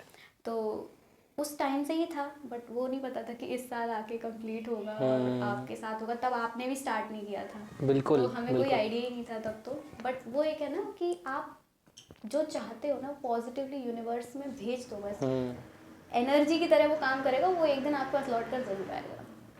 मैं इसको बहुत बेसिक, मतलब क्योंकि मुझे भी जागृति की हेल्प से बहुत कुछ सीखने को मिला है, तो एक बेसिक अंडरस्टैंडिंग आपको देता हूँ कि लॉ ऑफ अट्रैक्शन वर्क कैसे करता होगा। क्योंकि लोगों को लगता है कि हो कैसे रहा है। आप जब स्कूल में थे या हम जब स्कूल में थे, तो कभी कभी एब्सेंट हो जाते थे, तो उस दिन के नोट्स नहीं बन पाते थे, तो हम अपने क्लास टीचर के पास जाते थे। वो क्लास टीचर यूनिवर्स है, और हम जो उससे मांग रहे हैं, मैम मैं आया नहीं था, मुझे कॉपी चाहिए, वो किसी को अरेंज करके दे रहा है कि यार ये बच्चे की कॉपी ले लो, और उसको देनी पड़ती थी। क्या बात है। तो मैं तो इस तरीके, मतलब वो एक बहुत नेचुरल प्रोसेस है। डेफिनेटली। और ये बहुत सारे बड़े बड़े लोग भी फॉलो करते हैं। बिल्कुल। आपने सबके में देखा होगा कहीं ना कहीं सबकॉन्शियसली या कॉन्शियसली अब तो लोग इस चीज़ को कर रहे हैं और उनको काफ़ी अच्छे रिजल्ट्स मिल रहे हैं। और मैं तो कह रहा हूँ जस्ट इन केस नहीं मिल रहा है तो इसका कोई नुकसान तो नहीं है। At least you are having some positive feeling about yourself. कुछ नुकसान भी तो नहीं है ना कि इसका क्या होगा, नहीं मिला तो नहीं मिला, लेकिन अगर मिलेगा तो आपका विश्वास बढ़ जाएगा इन चीज़ों में। बस आप विश्वास रखिए। Law of attraction is all about कि होना ही है, ये तो बिल्कुल कोई शक है, होना ही है और तभी होगा वो। बिल्कुल, जहाँ पर थोड़ा भी डाउट आया तो वहाँ पर तो कभी नहीं। हाँ, मेरी सबसे बड़ी लर्निंग जो रही है लॉ ऑफ अट्रैक्शन के बारे में कि जो भी आपको अट्रैक्ट करना है ना, बस कोशिश करो कि तुम उसके काबिल बन लो। मेरे ख्याल से सबकॉन्शियस माइंड से रिलेटेड है सब कुछ। जैसे आपने सुना होगा, आप ये टॉपिक ऐसा है कि मैं I can't control myself to speak. बचपन में आपने सुना होगा कि अभी तो अलार्म घड़ियाँ रहती थी बचपन में, लेकिन जो हमारी दादी परदादी थी उनके समय पर ऐसा कुछ नहीं होता था। वो बस रात में बोल के सोती थी कल 4 बजे उठना है, और वो कल 4 बजे उठ जाती थी। बिल्कुल राइट, क्योंकि हमारे सबकॉन्शियस माइंड को हमने वो अलार्म कर दिया कि इतने घंटे बाद, और उसके अंदर कैलकुलेशन चल रही है, उसके अंदर सारी चीजें चल रही है जो इस दुनिया में है या हो सकती है। तो वही गीता में भी तो कहा गया है ना कि हमारा शरीर ही यूनिवर्स है। हम ब्रह्मास्मि। बस तो वही चीज है। आप कुछ कह रही थी। हाँ, मैं यही कह रही थी कि जैसे कई लोग मैनिफेस्ट बोलते रहते हैं, बट अगर आप घर में बैठे रहोगे, कुछ नहीं करोगे उस चीज़ के लिए, अपने आप में कोई बदलाव नहीं लाओगे, तो वो नहीं होगा मैनिफेस्ट। कई लोग अच्छा पार्टनर मैनिफेस्ट करते हैं, तो वो मैंने किसी पॉडकास्ट में ही सुना था कि अगर आपको अच्छा पार्टनर मैनिफेस्ट करना है अब बनो, तो आप वो लिस्ट लिखो and then be that person. तो वो चीज़ करो तो maybe you will attract right person in your life. वही चीज़ करियर के साथ भी होती है, वही चीज़ अवार्ड्स के साथ भी होती है, सारी चीज़ें फाइनेंसेस के साथ। तो आप पहले उस चीज़ के काबिल बनो। तो ये एफर्ट आपकी साइड से, बिलीफ आपका, काम फिर सारा यूनिवर्स का। बिल्कुल। और आप कहीं ना कहीं अपने दिमाग में बोलते रहोगे ना, तो दिमाग आपको पुश करेगा, अच्छा ये करना है तो उसके लिए ये तो कर, पार्टी में जाना है तो कपड़े तो खरीद पहले। तो उसके अकॉर्डिंगली हमारी बॉडी बिहेव करने लगती है, हमारा दिमाग बिहेव करने लगता है, और जो दुनिया से चीज़ें आती है वो तो फिर यूनिवर्स के हाथों में। लेकिन बहुत प्यारी चीज़ है, और जब पता पड़ा तो वो एक मैजिक की तरह था वो। मैंने अभी 50 डे चैलेंज कंप्लीट किया, तो उसमें लिखा भी था कि जब मेहनत से कोई काम नहीं होते, या जो भी हो सकता है वो होता है, लेकिन मैजिक भी एक चीज़ है। आपका 50 डे चैलेंज जो पोइट्री का था, वो आपने जो मुझे एक भेजा था कि आप इसको सुनिएगा, उससे पहले मैंने एक ही सुनी थी आपकी, समथिंग लाइक 42nd या 43rd थी वो। उसके बाद ये वाली सुनी जो आपकी स्टोरी थी, water bottle. Then I went back and I heard all of them. तो वो इतना सही प्रोग्रेशन देख के कि somebody is consistent for 50 days is a big thing। और आप लोग भी जाके ज़रूर देखिएगा, इनका इंस्टाग्राम पेज है अमर कहानी के नाम से, बहुत मज़ा आएगा। इतनी सादगी भरी लाइंस है ना कि आपको मतलब ऐसा लगेगा like you are sitting at home and something homely is happening. Okay, अब ये बहुत प्रमोशन वाली बातें हो गई। आप कुछ सुनाने वाली थी, और उससे पहले हम आपको कुछ सुनाने वाले हैं। ओके, आपकी फैमिली की तरफ से एक मैसेज है, सुनाना है। और फिर आपको कैसा लगा सफ़र द पॉडकास्ट ये आपसे जानेंगे। कीर्ति के बारे में जितना भी बोलो कम ही है। बहुत ही अच्छी लड़की है, बचपन से वो ना पढ़ने में बहुत ही अव्वल रही है, और जैसे जैसे वो बड़ी होती गई तो हमारा भी मनोबल बढ़ता गया कि मतलब उसको पढ़ाए। कभी भी मैंने उसकी कोचिंग भी नहीं लगवाई, इतना मतलब पढ़ने में बहुत ही आगे थी। और फिर हम लोगों ने सोचा मतलब उसको आगे पढ़ाने के लिए, तो सब लोग कह रहे लड़की है बाहर मत भेजो, लेकिन हमने और उसके पापा ने दोनों ने मिलकर डिसाइड किया कि अपनी लड़की पे हमें पूरा विश्वास है और वो अच्छे से कर पाएगी। अब अभी मतलब पढ़ने में भी तो वो सबसे आगे रही है, लेकिन जो भी कार्यक्रम उसने किए मतलब पेंटिंग ड्राइंग वगैरह सभी बहुत अच्छे से की है उसने, और सब में आगे मतलब अवार्ड भी लेके आई है, नेशनल अवार्ड लेके आई थी। और हम लोगों को बहुत ही मतलब खुशी हुई, सब लोग मतलब परिवार के सभी खुश हुए, लेकिन उसको आगे पढ़ाने के लिए घर वालों ने मतलब मना किया कि लड़की है उसको बाहर मत भेजो, लेकिन उसके पापा ने कहा नहीं, हमको तो लड़की है तो क्या हुआ, हम तो उसको आगे पढ़ाएंगे, हमें अपने बच्चे पे पूरा विश्वास है। तो उसको बाहर भेज दिया। बाहर भी वो अच्छे से मतलब अच्छे नंबर लेके आई है। यूट्यूब का चैनल चल रहा है, उसमें भी वो सक्सेसफुल हो रही है। और भी मतलब मैं चाहती हूँ कि आगे मतलब उसको शख्सियत मिले, बस इतना ही कहना चाहूँगी। So sweet. मुझे लिटरली कल मैं इमोशनल हो गया था मैं कि यार आंटी कितनी क्यूट है यार। मेरी भोली माँ है, मेरी एकदम भोली है वो।